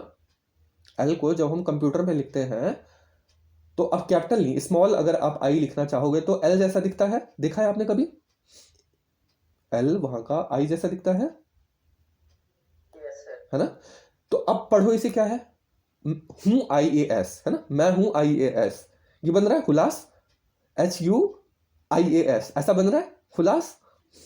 हुलास, यूपी के सब लोग कहते हैं मैं हूं IAS, मैं हूं IAS ऑफिसर, हमेशा अपने टोर में रहता है कि भाई मैं तो IAS हूं, ठीक है। अब बहुत सारे टीचर्स सब यूपी से निकले हुए हैं। अब देखो अवध ओझा सर कितने फेमस हो रखे हैं यूट्यूब पे, खूब सारी वीडियो चलती है ना, यूपी वाले ही। तो मैं हूं IAS, हो गया याद, ठीक है, कुछ नहीं है इसमें। हुलास, हुलास जो है साइट, वो कहाँ पे? उत्तर प्रदेश में। ये थी आपकी सारी की सारी साइट्स। हम लोगों ने देख लिया पशुपति सील कैसी थी, हम लोगों ने सारा का सारा देख लिया ये। अब एक लास्ट चीज बचता है कि कौन सी चीज हमें कहां से मिलती थी। एक टेबल बनाओ फटाफट, अगर किसी ने बना रखा है तो उसे खोल लो, ठीक है। जैसे कॉपर, फटाफट बना लो। कॉपर जो है, हमें कॉपर कहां से मिलता है? Khetri mine, Khetri mine Rajasthan. Copper हमें मिलता है खेतरी माइन राजस्थान और Balochistan. Khetri mine, KHETRI, Khetri mine हमें मिलता है, खेतरी माइन में मिलता है कॉपर, ठीक है। कॉपर मिलता है हमें खेतरी माइन में और बलूचिस्तान में। बेसिकली इंडस वैली सिविलाइजेशन के लोग सब जहां से वो सामान इंपोर्ट किया करते थे, ठीक है, खेतरी माइन से, खेतरी माइन से, ठीक है। उसके बाद फिर क्या है? लेज्यूराइट, LAZURITE, लेज्यूराइट, देखो लेज्यूराइट, LAZURITE, लेज्यूराइट। ये है अफगानिस्तान, अफगानिस्तान, ठीक है। अफगानिस्तान में भी उनका जगह का नाम है बड़ा कशन, BADA बड़ा, BADA बड़ा, KHSHAN, KSSHAN, ठीक है, लेज्यूराइड। फिर है टर्कॉइज, टर्कॉइज, TURQUOISE, टर्कॉइज। ये हम लाते थे ईरान से, ईरान से इंपोर्ट करते थे टर्कॉइज, ठीक है, टर्कॉइज, ईरान। फिर है सिल्वर, सिल्वर जो है राजस्थान, राजस्थान, राजस्थान, सिल्वर राजस्थान, ठीक है। राजस्थान में जोवार नाम की जगह थी, JOWAR, जोवार, जोवार, ठीक है। अब ज्वार बाजरा वाला ज्वार आप समझ लो, ठीक है, कुछ भी समझ लो, ऑल राइट, ज्वार। फिर लीड, LED, लेड कहते हैं, लीड कहते हैं, जो भी कह लो, लेड वैसे शायद कहते हैं, लेड, LED, लेड, वो है अफगानिस्तान से इंपोर्ट किया करते थे। लेड किया करते थे अफगानिस्तान से, लेड किया करते थे अफगानिस्तान से, ठीक है। शिलाजीत, शिलाजीत क्या करते थे? हिमालय पर्वत से, शिलाजीत हिमालय पर्वत से, शिलाजीत हिमालय पर्वत से, ठीक है। उससे फिर गोमेद रत्न आपने सुना होगा, आप लोगों ने गोमेद रत्न सुना होगा, है ना। आप लोग अगर आपको उसमें विश्वास हो थोड़ा सा भी, किसमें? एस्ट्रोलॉजी में, तो आप लोगों ने कुछ रत्न के नाम सुने होंगे, पन्ना, मोती, हीरा, गोमेद उसमें से एक आता है ना, एक लहसुनिया आता है, ऐसे अलग अलग रत्न होते हैं। तो ये गोमेद रत्न जो है ये मिलता था गुजरात से, ठीक है, गुजरात से गोमेद GOMED गोमेद गुजरात। नोट कर लिया सबने? नोट कर लिया सबने? क्या नोट कर लिया सबने? कोई छूटा तो नहीं? हाँ, बाकी विद्यानंद, कुमुदा, नोट कर लिया? Yes, done. विद्यानंद, विद्यानंद, विद्यानंद, फटाफट। इसका कुछ छूट गया लगता है। अरे बोल दो, मैं रिपीट कर दूंगा अगर कुछ छूट गया हो तो। कल एक लड़के का मेरे पास मैसेज आता है कि मुझे क्लास लास्ट होते होते मुझे नींद आ गई क्लास में। अब मैं उसे क्या जवाब दूं बताओ? लगता है ऐसी विद्यानंद भी सो गया। कोई नहीं, हम आगे बढ़ते हैं। सोया नहीं, सोया नहीं उसे। फिर नींद खुलने के बाद नींद आती नहीं है। अच्छा, तो जवाब क्यों नहीं दे रहे थे? नींद नेटवर्क की पता नहीं, मेरा हमेशा इस टाइम शायद ऐसे हो जाता। जबकि इस टाइम पे तो सबसे अच्छा नेटवर्क रहता है, पूरी दुनिया सो रही होती है इस टाइम पे। कल तो मतलब मैं ज्वाइन ही दोबारा कर ही नहीं पाया, बहुत कोशिश करता रहा। ओके, कोई दिक्कत नहीं, ठीक है, वो होता है कभी कभी। तो अब हम इसे फटाफट याद कर लेते हैं, ठीक है, क्योंकि इंपॉर्टेंट चीज़ है और कई बार आपको ये आ जाता है एलिमिनेशन में हेल्प। देखो, कॉपर, कॉपर मतलब तांबा, है ना, तांबा। तांबा जब आप देखोगे तो उसे देखते ही ना हमेशा लगता है कि लड़ाई करने वाला रंग है उसका, एकदम ऐसे ही लगता है। उससे इलेक्ट्रिसिटी भी बहुत ज़्यादा पास होती है, बिजली भी बहुत ज़्यादा पास होती है कॉपर से। तो वो लड़ाई से के जैसा लगता है कि जैसे भाई अभी तो लड़ाई हो जाएगी फटाफट। तो खितरी राजस्थान से हम लाते थे, खितरी, है ना, खतरा वहाँ पे, लड़ाई का खतरा राजस्थान। लड़ाई का खतरा कहाँ पे होगा? राजपूत लोग लड़ाई करने में हमेशा सबसे आगे, उनका गढ़ कहाँ पे? राजस्थान में, सिंपल सा, है ना। तो खतरी, खितरी माइन राजस्थान। और कॉपर, कॉपर का रंग देख लो, हमेशा आपको ऐसा कलर का रंग होता है जैसे कि लड़ाई की आपको याद दिला दे, तो वैसा है, ठीक है। लेज्यूराइट है क्या? बड़ा कशन, अफगानिस्तान, है ना। लेज्यूराइट, I will let you write, write, ठीक है, I will let you write, ऐसे करो, मैं तुम्हें लिखने दूंगा, ऐसा कहता है आपका बादशाह खान। बादशाह खान जो है वो कहता है I will let you right, मैं तुम्हें लिखने दूंगा, ठीक है। बादशाह को कहता है लेज यू राइट, ठीक है, मैं तुम्हें लिखने दूंगा, I will let you write, lets you write, lets you write, ठीक है। बादशाह खान, बादशाह खान कहता है। बादा कशन ऐसा है ना, बड़ा कशन ऐसा करके, तो बादशाह खान, बादशाह खान कहता है I will let you write, lets you write. ये अफगानिस्तान में। अब बादशाह खान कहाँ पे हो सकता है? इंडस वैली सिविलाइजेशन की हम बात कर रहे हैं, तो बादशाह खान उस टाइम पे कहाँ हो सकता है? मैक्सिमम तो मैक्सिमम अफगानिस्तान में, है ना, क्योंकि यहाँ पे आक्रमण कब से शुरू हुआ है इन लोग का? इस्लामिक आक्रमण वो हुआ है मेडाइवल टाइम में, या फिर 7th सेंचुरी में शुरू हुआ, उससे पहले तो नहीं हुआ था शुरू, क्योंकि 7th सेंचुरी से पहले वो था ही नहीं। तो उस टाइम पे शुरू हुआ है 7th सेंचुरी से पहले। तो बादशाह खान, हालांकि इंडस वैली सिविलाइजेशन के टाइम पे कुछ नहीं था, खाली याद करने के लिए मैं कह रहा हूँ कि बादशाह खान ने बोला I will let you write, lets you write, ठीक है। उसे फिर टॉर्क्वाइज, टॉर्क्वाइज से करो, टॉर्टॉइज, टॉर्टॉइज, कछुआ, कछुआ, टॉर्टॉइज, है ना। वो कह रहा आई रैन, मैं भागा था, मैं भागा था ना, मैं भागा था, आई रैन, ईरान, मैं भागा था, टॉर्टॉइज, ठीक है। बेचारा हार गया, लेकिन फिर वो अपनी दलील में भागा था, ठीक है। फिर सिल्वर, सिल्वर मैंने कहा जोवार राजस्थान, है ना। सिल्वर की क्या बनते हैं? जेवर बनते हैं, बनते हैं जेवर राजस्थान में, ठीक है। राजाओं के स्थान में ही तो जेवर बनेंगे, और कहाँ बनेंगे ये बताओ? जेवर कहाँ पे बनेंगे? सामान्य आदमी, गरीब आदमी थोड़ी बना सकता है, वो तो राजस्थान के ही लोग बनाएंगे, जहां पर जेवर, सब जेवर राजस्थान का हो गया, और चांदी के जेवर बना रहे हैं, ठीक है, ये याद कर लो। उस फिर led, led, led Afghanistan, Afghanistan is led by which, what group, which group? Taliban, है ना। सबसे यूनिक है, डेमोक्रेसी नहीं, वहाँ पे राजतंत्र भी नहीं, वहाँ पे आतंक तंत्र है, आतंक तंत्र है। तो led by, Afghanistan is led bye Taliban, हो गया, ठीक है। लेड जो है अफगानिस्तान से हम लोग इंपोर्ट किया करते थे, लेड कहाँ से? अफगानिस्तान से, क्योंकि Afghanistan is led bye Taliban. Shilajit Himalaya, shilajit Himalaya, अब देखो, शिलाजीत जो है वो एनर्जी हमें देती है, ठीक है। अब हिमालय पर्वत पे जा करके आप तपस्या करो, आपके अंदर की एनर्जी बाहर निकलेगी, ठीक है। आप अपनी कर पाओगे, अपने मस्तिष्क को केंद्रित कर पाओगे, आप अपनी कुंडलिनी को जागृत कर पाओगे, ठीक है। तो हिमालय में जाके तपस्या करो, तो हिमालय में ही शिलाजीत मिलता है, ठीक है। और गोमेद कहाँ से? गुजरात से। अब देखो ये कैसे याद करेंगे गोमेद? गोमेद मैंने आपको बताया कि रत्न है ना? रत्न है गोमेद। अब रत्न है तो रत्न का बेचने का काम कौन करता है? गुजराती लोग सब किसी भी बिजनेस में सबसे आगे हैं, है ना? तो बिजनेस में सबसे आगे कौन? गुजराती, मारवाड़ी लोग सब, है ना? तो मारवाड़ी लोग, गुजराती लोग जो है गोमेद का भी वो व्यापार करते थे। ऐसे कर लो, गोमेद, रत्न, जितने भी आपको वो मिलेंगे, क्या कहते हैं, ज्वेलर्स वगैरह सब। अब देखो ज्वेलर्स के पास मिलता है गोमेद भी, या कोई भी बाकी रत्न सब, तो ज्वेलर्स के पास मिलता है। और देखो ज्वेलर्स जो है उसका बिजनेस कौन करता है? गुजराती लोग। ज्वेलर्स खरीदता कौन है? राजस्थानी लोग। मैंने अभी देखा जोवार, जोवार, जेवर, जेवर। तो खरीदने का काम कौन करता है? राजस्थान, क्योंकि वो लोग सब राजाओं का स्थान है ना? राजा लोग के पास ही पैसा होता है इसलिए वो खरीदते हैं।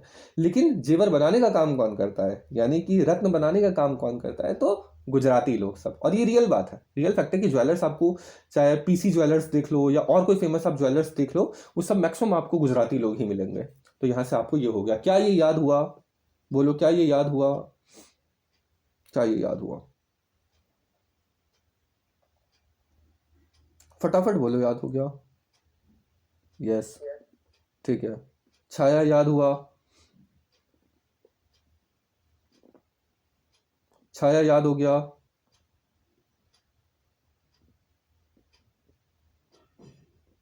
ठीक है, फाइनली ये ना हम इस हिसाब से इंडस वैली सिविलाइजेशन को पूरा कंप्लीट कर लिए हैं, ठीक है। और इसमें कुछ ना मैं बेसिक कंसेप्ट्स है, ये चाहता हूं कि छाया आप सबको याद करवा दे। बेसिक कंसेप्ट जो है, छाया अपना माइक ऑन करो, और जो बेसिक कंसेप्ट है, जैसे कि यहाँ पे क्या क्या था, इसकी प्लानिंग किस हिसाब से की गई थी, टाउन प्लानिंग, ठीक है, इंडस वैली सिविलाइजेशन की, वहाँ पे आप बेसिक चीजें आप बता दो, क्लियर करो। आपके पास नोट्स है, आप क्लियर करो फटाफट।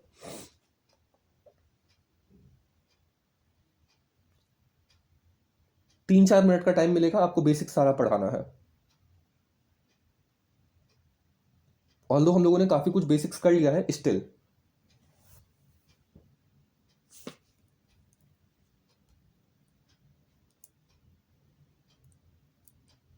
जैसे देखो, एक बेसिक तो ये है कि सिटाडेल मैंने आपको दिखाया था, स्क्रीन पे दिख रहा होगा। सिटाडेल और लोअर सिटी, लोअर सिटी में लोग सब रहा करते थे, सिटाडेल में ब्यूरोक्रेट्स वर्ग रहा करता था, है ना? उस काफी पब्लिक बात मैंने बताया था। ये मोहनजोदड़ो की फोटो देखो आप, मोहनजोदड़ो, है ना? ये पब्लिक बात, यहाँ पे लोग नहाने जाते थे, और यहाँ पे कमरे सब भी बने हुए थे अलग अलग, ताकि लोग सब स्नान करके बाहर जाके कपड़े वपड़े बदल सके, ठीक है।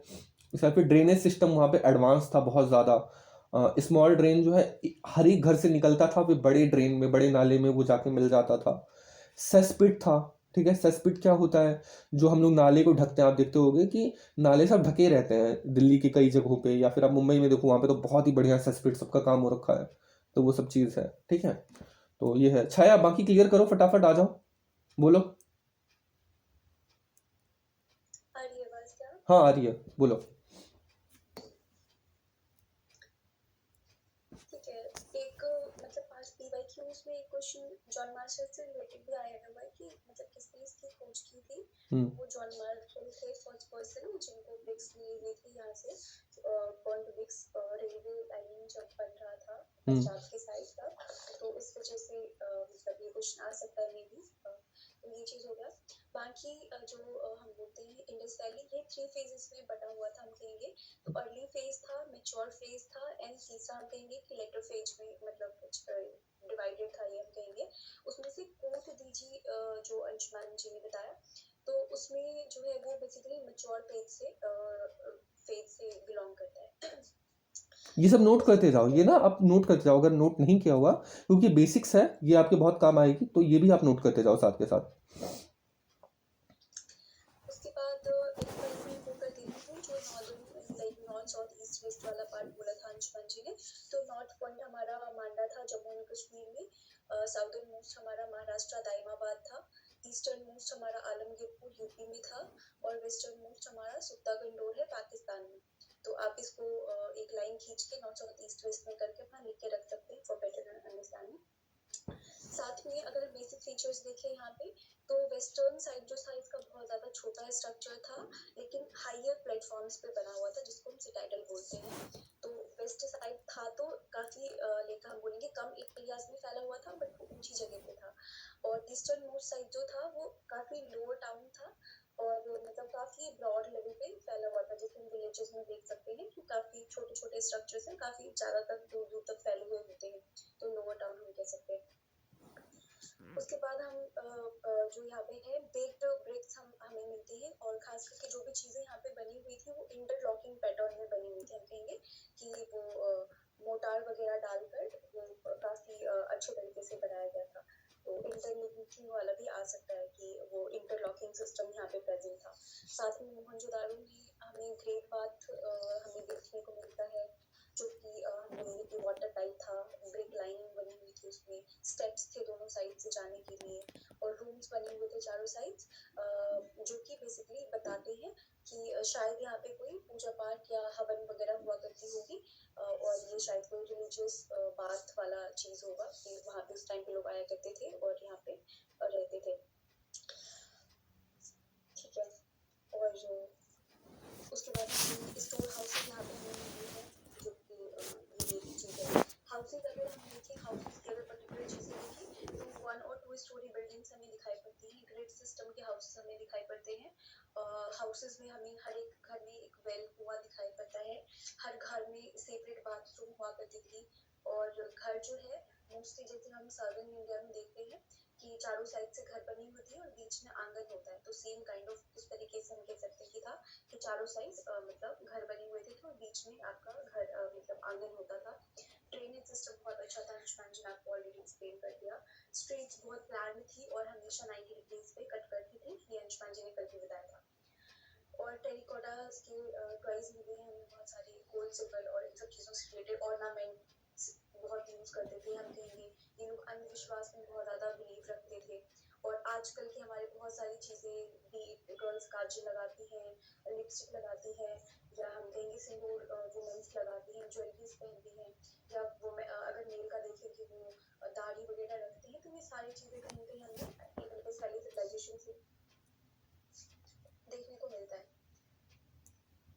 साथ में यहाँ पे हम बोलेंगे कि इस टाइम एक चीज मेजर है, पीवाईक्यू में पूछा गया है कि आयरन नोन था कि नहीं था, तो नहीं, आयरन इस टाइम तक नोन नहीं था वो मतलब आईबीसी में। तो ये थोड़ा कॉन्फ्लिक्टिंग है, क्योंकि हम लास्ट में देख के आए हैं जो हमारा ब्रॉन्ज एज था वहाँ पे हमें कॉपर दिखाई पड़ते हैं, बट इंडस वैली में हमें आयरन के मतलब हमें नोन नहीं मिले।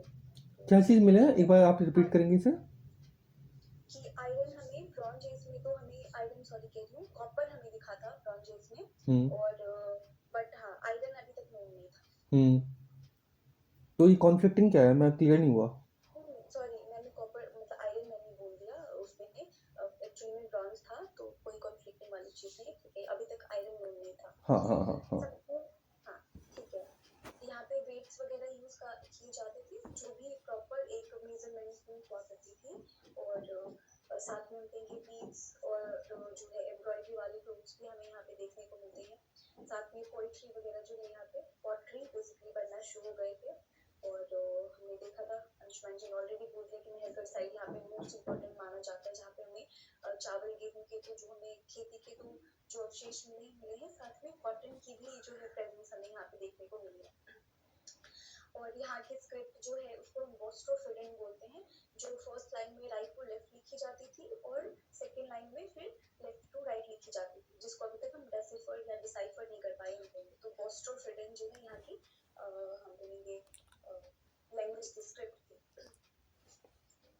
ठीक है, और वो जो कि लिंगम और शिव की पूजा से रिलेटेड आपको हमें एक सेम मिली है पशुपतिनाथ की, जिसपे अंशुमान जी ने ऑलरेडी बता दिया कि बफेलो, हॉर्स, एलिफेंट। हॉर्स की जगह कभी कभी वो भी आता है, गैंडका भी लेते हैं, या हम जब मोहनजोदाड़ो मूवी देखते हैं तो उसमें वन सीन वाले उसका कुछ मिलता है हमें, तो कुछ उसमें हमें कॉन्फ्लिक्टिंग लगता है कि कौन कौन से एनिमल्स थे, क्या यही चारों थे या मतलब कोई और थे। तो यूपीएससी की इवन क्वेश्चन बैंक में भी मतलब इस तरीके से प्रॉब्लम्स दिखाई पड़ते हैं। तो वो है कि डिपेंड करता है कि आपको जिस तरीके से ऑप्शंस मिले आप उस टाइप से एलिमिनेट कर सकते हैं। तो आपको कोचिंग सेंटर्स वाले भी यही बोलते हैं कि आपको उस टाइप के जो ऑप्शंस मिले आप उस तरीके से वो कर सकते हैं। बाकी प्लेसेस के बारे में आपको अंशुमान जी ने बता दिया, तो मेजर चीजें वही। ठीक है, ऑलराइट। तो अब हम लोग इसमें कुछ 2-3 चीज़ें छूट गई वो देख लेते हैं। ये पहले ये बताइए कि जो इन्होंने बताया हुआ आप लोग को क्लियर हुआ?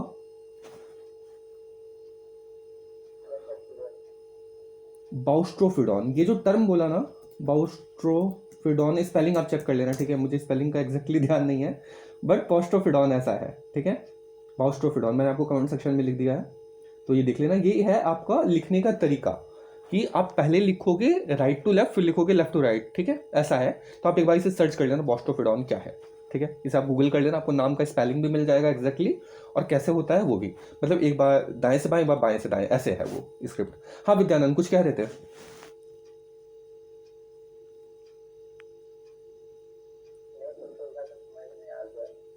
आ गया समझ में? ठीक है, ठीक है, ठीक है। अब देखो इसमें कुछ चीज़ छूट गई, जैसे कि ना, अब जैसे ये पशुपति सील पहले मैं आपको दिखा रहा था कि भाई इन्होंने कहा कि कभी कभी कॉन्फ्लिक्टिंग आ जाता है। कॉन्फ्लिक्टिंग इस वजह से आता है क्योंकि हमने क्या कहा था, ये प्री हिस्ट्री का पार्ट है और इसमें सबकी अपनी अपनी इंटरप्रिटेशन होती है सभी हिस्टोरियंस की, तो इसलिए हम कुछ कंफर्म एज सच कह नहीं सकते। अब देखो यहाँ पे एक सिंह उगा हुआ नजर आ रहा है, अब सिंह वन हॉर्न राइनोसोरस हम पढ़ते हैं तो लगता है कि शायद ये राइनोसोरस ही होगा, ऐसा हमें फील होता है, क्योंकि यहाँ पे हमें क्या मिलता है, राइट हैंड साइड पे मिलता है बफेलो और राइनोसोरस। ये देखो बफेलो और राइनोसोरस है। अब ये आपके भले ये लेफ्ट में हो, लेकिन पशुपति जो है, ये पशुपति हैं, इनके आपके राइट साइड में है ना, तो राइट साइड में ये है बफेलो और राइनोसोरस। अब राइनोसोरस के बदले आपको कभी कुछ और भी कहा जा सकता है वहां पे एग्जाम में, तो आप देख ले एलिमिनेट कर पाएंगे, इस पर कोई भी गारंटी के साथ नहीं कह सकता। वैसे मैं आपको बता रहा हूँ जो मोस्ट फॉलोड जो बुक है यूपीएससी के लिए वो नितिन सिंघानिया, उसमें वही लिखा है कि राइनोसोरस और आपका बफेलो। हालांकि प्रीवियस ईयर क्वेश्चन में कई बार ये लोग कुछ भी कर देते हैं, दूसरे दूसरे क्वेश्चन भी डाल देते हैं, इसलिए अपने दिमाग को अलर्ट रखें। और राइट हैंड साइड पे ऐसी बाघ है और हाथी है, ठीक है, ये चीज़ है। और नीचे जो है ये देखो, पशुपति के नीचे के साइड देखो, जो टेबल है, टेबल के नीचे आप देखो ये बैठे हुए हैं, उसके नीचे क्या है, आपके हिरन वगैरह सब आपको नजर आते हैं, एंटीलोप कहते हैं, बारहसिंघा वगैरह सब, ठीक है, तो वो आपको नजर आते हैं यहाँ पे, ठीक है, तो वो चीज़ है। और इनका हेड गियर है, ताज जैसा है कुछ, ऊपर देखो हेड गियर ताज जैसा, सिंघों जैसा ताज बना हुआ है, तो ताज है, ये भी कई बार आपको ध्यान रखना होता है। तो एक तो चीज़ ये है। अब इससे हमें ये पता चलता है कि ये योगिक मुद्रा में है, इसका मतलब उस टाइम के लोग को योग का पता था, इसका मतलब योग उस समय भी थी, जिसे आज हम लोग योगा बोलते हैं। तो योग को समाप्त करके हम लोगों ने उसे योगा बना दिया और सब कुछ बर्बाद कर दिया, है ना। तो योग उस समय भी हड़प्पन सिविलाइजेशन वालों को भी पता थी, इससे हमें ये चीज़ पता चलता है, योग, ये इंपॉर्टेंट है, ठीक है।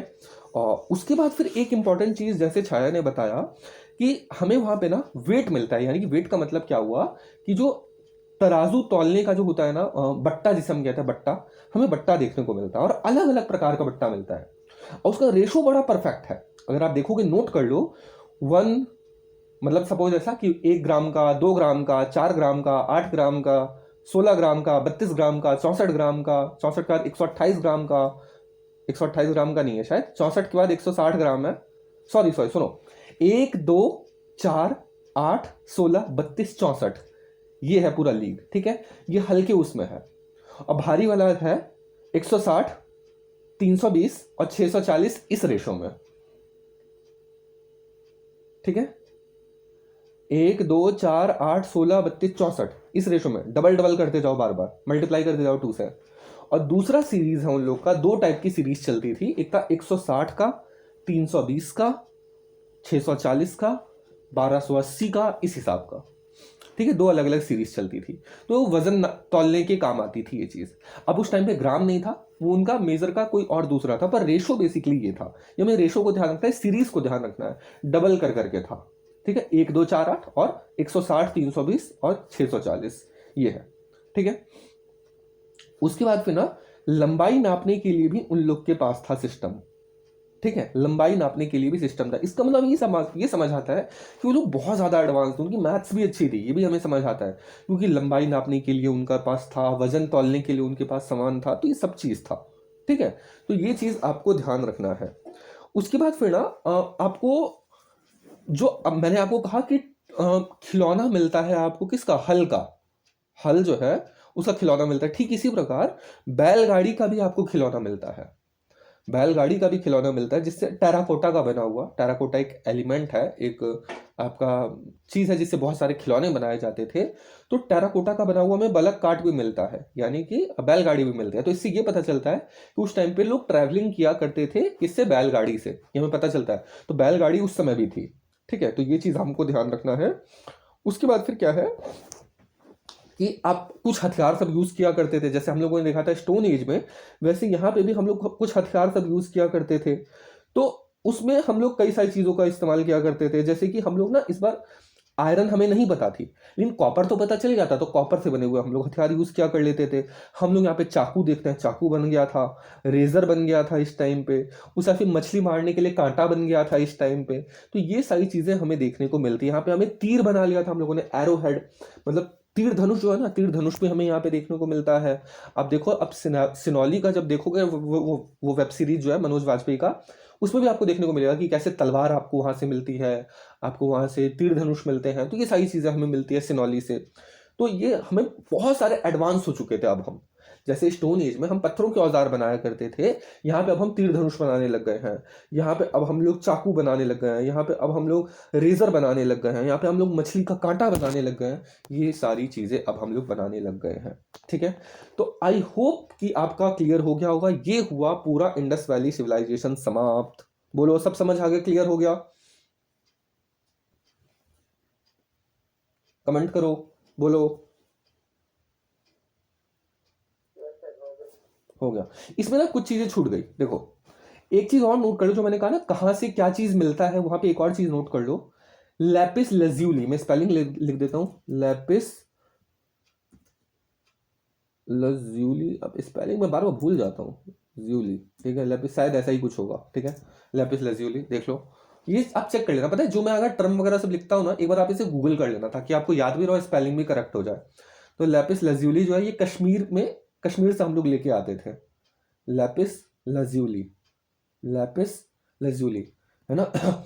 हम लोगों ने 370 हटा करके कश्मीर को आजाद कर दिया। अब बारी है पीओके की और अक्साई चिन की।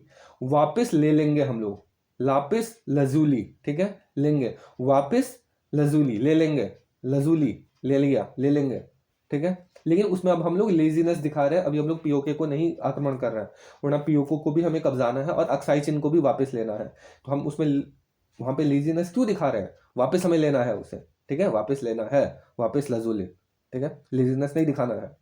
तो ये है लैपिस लजूली, कहाँ पे? कश्मीर में। अब इसमें एक और चीज छूट गया, जैसे एमेथीस्ट, एमेथीस्ट लिखो, AMETHYST, एमेथीस्ट। एमेथीस्ट हमें मिलता है महाराष्ट्र से, एमेथीस्ट मिलता है महाराष्ट्र से, ठीक है। कैसे याद करोगे, कैसे याद करोगे? देखो, अब देखते हो बी आर अम्बेडकर जो थे वो कहाँ के थे? महाराष्ट्र के, है ना। उन्होंने बौद्ध धर्म अपना लिया, लेकिन कायदे से उनका बौद्ध धर्म जो है वो बौद्ध धर्म को फॉलो नहीं करता, वो नवयान बुद्धिज्म को फॉलो करता है। बुद्धिज्म के एक्चुअल कोर फिलॉसफी को फॉलो नहीं करते, ना वो महायान को मानते हैं, ना वो आपका हीनयान को मानते हैं। आपने सुना होगा नाम इसके बारे में, असल में पूरा ना पता हो, नाम तो सुना ही होगा। तो जो कोर फॉर्म था ना उसका बुद्धिज्म का, उसे नहीं मानते, वो नवयान मानते हैं, जो कि एथिस्ट की ही तरह होता है लगभग लगभग, ठीक है। और आज भी देख लो उनके जो फॉलोअर्स होते हैं वो मैक्सिमम अपने आप को कहते हैं हम किसी भगवान में विश्वास नहीं रखते, कहते हैं am an atheist, am an atheist, atheist. तो एम एन एथिस्ट, एमेथिस्ट, ठीक है, वो एथिस्ट है, एमेथिस्ट। कोई बी आर अम्बेडकर का फॉलोअर जो है वो एथिस्ट अपने आप को कहता है, एमेथिस्ट। तो वो महाराष्ट्र में, महाराष्ट्र से हम लोग उसे इंपोर्ट किया करते थे, ठीक है। फाइनली अब 100% कंप्लीट हो चुका है जितना मुझे लगा। अब डेफिनेटली चीज़ें बहुत सारी होती है, बहुत सारी चीज़ें आपकी छूटी होगी, किंतु टाइम के साथ वो कवर होता जाएगा। जैसे अब कुछ क्वेश्चंस आपके प्रीवियस ईयर का अब हम लोग डिस्कशन करेंगे कभी, या आपका टेस्ट होगा उसमें आपको बहुत सारी चीज़ें पता चलेगी। कुछ आप कभी खुद से जब सेल्फ स्टडी करोगे उसमें पता चलेगा। और कुछ चीज़ें ऐसी होती है ना जो आपको जब यूपीएससी का एग्जाम देने के लिए जाओगे तो वहाँ पे पता चलेगा कि ऐसा भी कुछ है, ठीक है। तो वो है, और हर साल कुछ ना कुछ यूपीएससी नया देती है जो हम लोग को किसी को पता नहीं होता। जो आपका सबसे ज़्यादा न्यूज़ में रहता है, जो आपका सबसे ज़्यादा किताबों में मिलता है, वो सारा क्लियर होगा इंडस वैली सिविलाइजेशन का और स्टोन एज का, ठीक है। M I clear? क्लियर है सब? क्लियर है सब? Yes, sir. ठीक है, ठीक है, ठीक है, ठीक है, ठीक है। अब हम लोग करेंगे किसे? वैदिक सिविलाइजेशन को। वैदिक सिविलाइजेशन की आज हम लोग शुरुआत कर पाएंगे, आधा घंटा है, बहुत ज़्यादा नहीं कर पाएंगे, ठीक है। वैदिक सिविलाइजेशन को तो हम शुरुआत करते हैं, ठीक है। याद करने का काम हम लोग कल करेंगे। आज देखते हैं कि वैदिक सिविलाइजेशन आखिर थी क्या, ठीक है। कुमुदा, छाया, करे, नींद तो नहीं आ गई? बोरिंग तो नहीं लग रहा लेक्चर? ठीक है, ठीक है, ओके, बोरिंग नहीं है। हाँ, देखो, मैं इसमें चाहता हूं कि मैं जो पढ़ाऊंगा, जो आपको यूपीएससी में लिखना है, वो भी आपको पता हो, और जो एक्चुअल जो हिंदू की फिलॉसफी है वो भी आपको पता हो। क्योंकि क्या है ना, यहाँ पे बहुत ज़्यादा कॉन्फ्लिक्टिंग नेचर है, और हम लोग को ना वैदिक सिविलाइजेशन को, वैदिक कल्चर को पढ़ने के 3 इंपॉर्टेंट रीजंस है कि हमें इसे क्यों पढ़ना चाहिए। सबसे पहला रीजन तो यही कि आपके एग्जाम में पूछा जाता है ना, हर साल इसे क्वेश्चन पूछे जाते हैं। तो वैदिक कल्चर से या तो प्रीलिम्स से पूछेगा, नहीं तो मेंस से पूछेगा, तो वैदिक सिविलाइजेशन के बारे में आपको पता होनी चाहिए, पहला रीजन। दूसरा रीजन ये है कि आपका इंडियन कल्चर है, तो यदि आप इंडियन हो तो इंडियन होने के नाते आपको अपनी कल्चर का पता होना चाहिए, इसीलिए भी हम लोग वैदिक सिविलाइजेशन को, वैदिक कल्चर को हम लोग पढ़ेंगे। और एक और रीजन है जो हम लोग को पढ़ना चाहिए, क्योंकि यहाँ पे हम सबके सब जो हैं, चारों पार्टिसिपेंट, ये सबके सब हिंदू हैं, तो हिंदू होने के नाते हमारा कर्तव्य बनता है कि अपने धर्म को थोड़ा जाने। ठीक है, जिस कल्चर से आप बिलोंग करते हैं, जो आपका धर्म है, उसके बारे में आपको पता होनी चाहिए। तो इस वजह से भी हमें अपना वैदिक सिविलाइजेशन को पढ़ना चाहिए।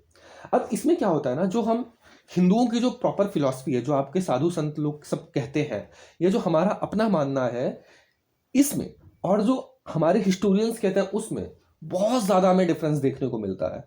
तो ये चीज़ दिमाग में क्लैरिटी होनी चाहिए कि आखिर हमारा पर्सपेक्टिव क्या है और उनका पर्सपेक्टिव क्या है। जो आप कोचिंग में पढ़ते हो, तो कोचिंग में आपको सिर्फ और सिर्फ एक पर्सपेक्टिव बता दिया जाता है कि हिस्टोरियंस लोग का क्या कहना है, और अपना पर्सपेक्टिव आपको बताया नहीं जाता, जो आपका खुद का अपना पर्सपेक्टिव है। क्योंकि हिस्टोरियंस तो आज आकर के आए हैं, इन्होंने वेदाध्ययन तो किया नहीं है, इन लोगों ने तो वेद पाठ कभी किया नहीं है अपने जीवन में, इन लोगों ने कभी कोई शास्त्रों तो का पाठ तो किया नहीं है ना, इन लोगों ने कोई पुराण नहीं पढ़ी, कोई उपनिषद नहीं पढ़े, कुछ नहीं पढ़े, खाली जितना समझ आया गया वो उन्होंने लिख दिया उसके अकॉर्डिंग। तो इसलिए भी हमें अपने कल्चर को जानना है, और यदि कोई हमारे ऊपर कुठाराघात करता है हमारे कल्चर के ऊपर, तो हमारा पॉइंट ऑफ व्यू क्या है ये हमें क्लियर होना चाहिए। ठीक है, लेकिन यहाँ पे टाइम का रेस्ट्रिक्शन है, क्योंकि हम प्रीलिम्स के पॉइंट ऑफ व्यू से कर रहे हैं, तो बहुत ज़्यादा डिटेल में हम लोग नहीं जाएंगे, पर बेसिक मैं चाहूँगा कि आपको बेसिक डिटेल में जाऊँ कि आखिर ऐसा क्या है, क्या चीज़ है उनका पर्सपेक्टिव, क्या चीज़ है अपना पर्सपेक्टिव। ठीक है, मेरी बात से आप सब लोग सहमत हो? थोड़ा बहुत पता होना चाहिए, बहुत ज़्यादा डिटेल भी नहीं, थोड़ा बहुत बोलो।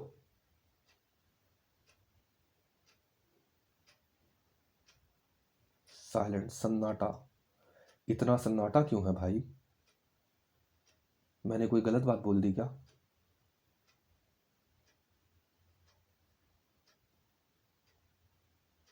लगता है मैंने कोई गलत बात बोल दी।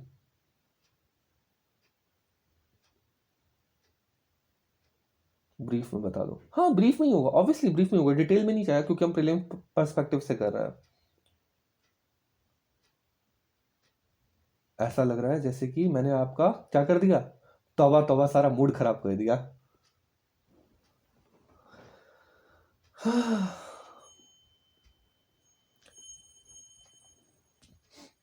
देखो भैया लोग, सुनना तो पड़ेगा, ठीक है, क्लास लोगे, सुनना तो पड़ेगा, ब्रीफ में ही होगा ऑब्वियसली, पर सुनना पड़ेगा।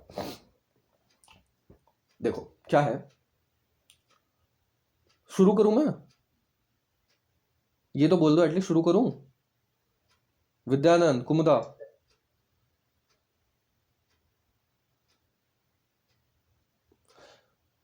यस सर, ठीक है।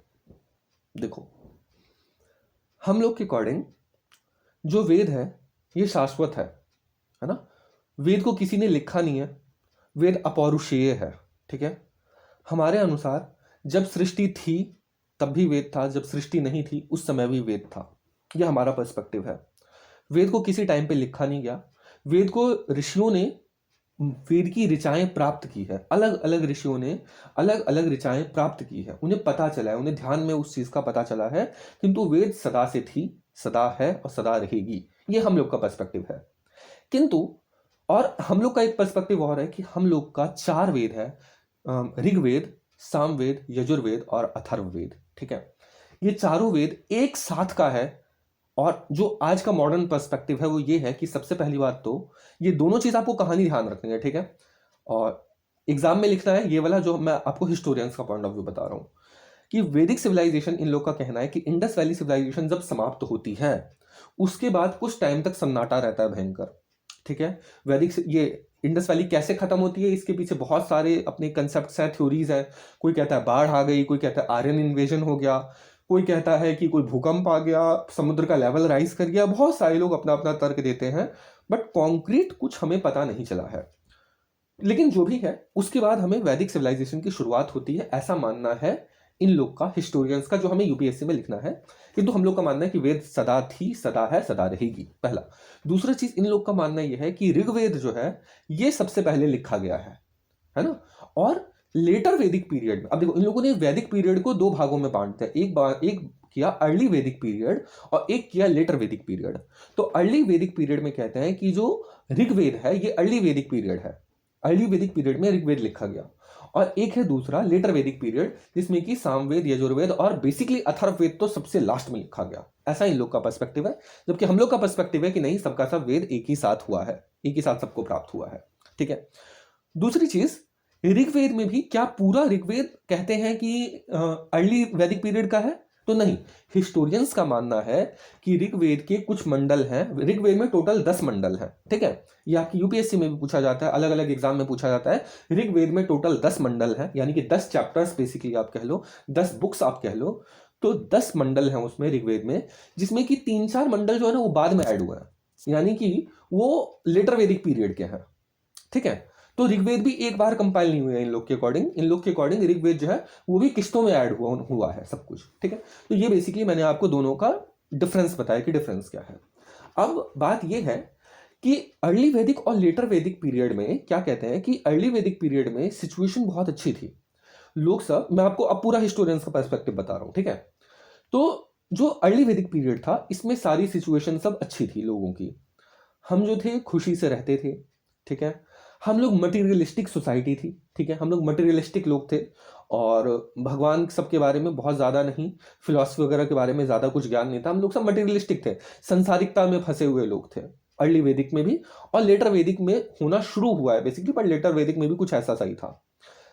तो अर्ली वैदिक में स्पेशली हम लोग मटेरियलिस्टिक थे। दूसरी चीज़ ये कि ये सब नोट करते जाना, अगर नोट नहीं है कहीं तो, नहीं तो कहानी सुनो याद ऐसे भी हो जाएगा, ठीक है। तो अब क्या है कि उस टाइम पे हम लोग चूंकि मटेरियलिस्टिक थे, तो हम लोग सब ना इधर की चीजों पे ज्यादा ध्यान देते थे, है ना। वैदिक चीज थी लेकिन हम फिर भी ध्यान देते थे सांसारिकता पे अधिक। उसके लिए जो वेद की रचाएं वगैरह सब है, ये सब हम लोग इसी के लिए पाठ किया करते थे ताकि हमें भौतिक सुख की प्राप्ति हो, ठीक है। अब इसमें एक और चीज हम क्या देखते हैं कि इसमें भगवान विष्णु का या कृष्ण राम का वर्णन हमें नहीं मिलता। और ऐसा हिस्टोरियंस का पर्सपेक्टिव है कि भगवान विष्णु का उल्लेख नहीं मिलता, महादेव का उल्लेख नहीं मिलता। और अगर मिलता भी है तो उसमें हम पूजा करते थे मैक्सिमम इंद्र की, वरुण की, मित्र की, इनकी हम लोग पूजा किया करते थे। और लेटर वैदिक पीरियड में क्या हुआ, ये अर्ली वैदिक पीरियड का मैंने आपको बताया। लेटर वैदिक पीरियड में क्या हुआ कि लोगों ने इंद्र की पूजा करना कम कर दिया, ठीक है। और इंद्र की, वरुण की, मित्र की, इन सब की, अग्नि की पूजा हम लोगों ने कम कर दी। और अब हम लोग करने लग गए पूजा किनकी, विष्णु की, महादेव की, शिव जी की, विष्णु के अवतारों की, गणेश की, ये सारे सब ऐड होते गए, ठीक है। लेकिन हम लोग का पर्सपेक्टिव क्या है, नहीं, हम लोग हमेशा से सबकी पूजा करते आए हैं।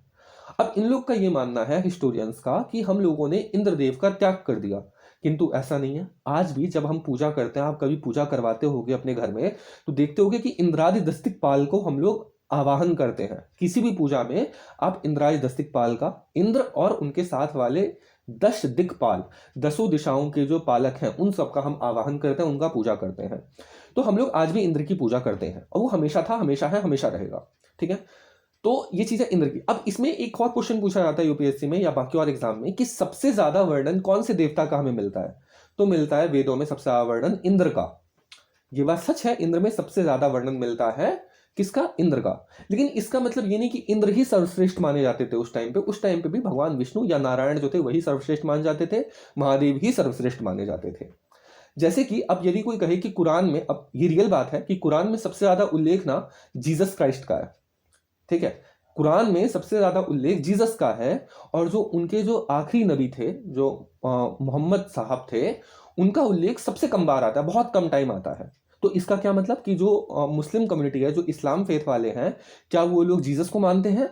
नहीं, उनकी रिस्पेक्ट है, जीसस की रिस्पेक्ट है, लेकिन कम बार नाम होने के बाद भी ये मानते हैं कि जो मोहम्मद थे वही आखिरी पैगंबर थे, उन्होंने ही सत्य का प्रतिपादन किया। तो नाम अधिक ज़्यादा कम होने से कोई फर्क नहीं पड़ता, किंतु यूपीएससी में पूछा जाता है तो इंद्र का सबसे ज़्यादा बार नाम लिया जाता है। ठीक है, ये चीज़।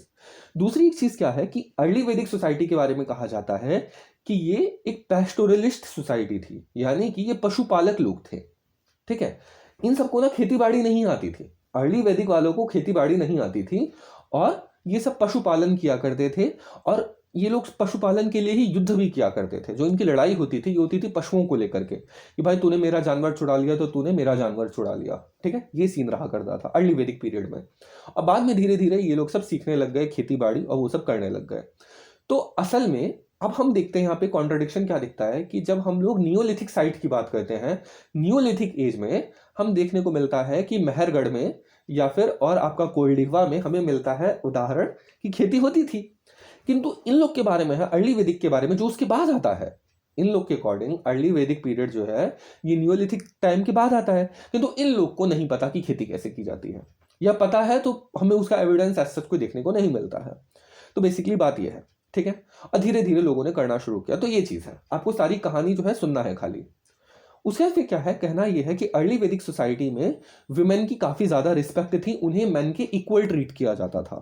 ठीक है, और लेटर वैदिक पीरियड में विमेन को डिस्क्रिमिनेट किया जाने लगा। ठीक है, उनके साथ अत्याचार किया जाने लगा, उनके साथ भेदभाव किया जाने लगा। उदाहरण क्या देते हैं ये लोग कि हम लोग भी सब जानते हैं कि वेद में ऋषिकाएं थी, जैसे कि आपने नाम सुना होगा गार्गी का, मैत्रेयी का, लोपामुद्रा का, ये सब नाम आप नोट कर लो।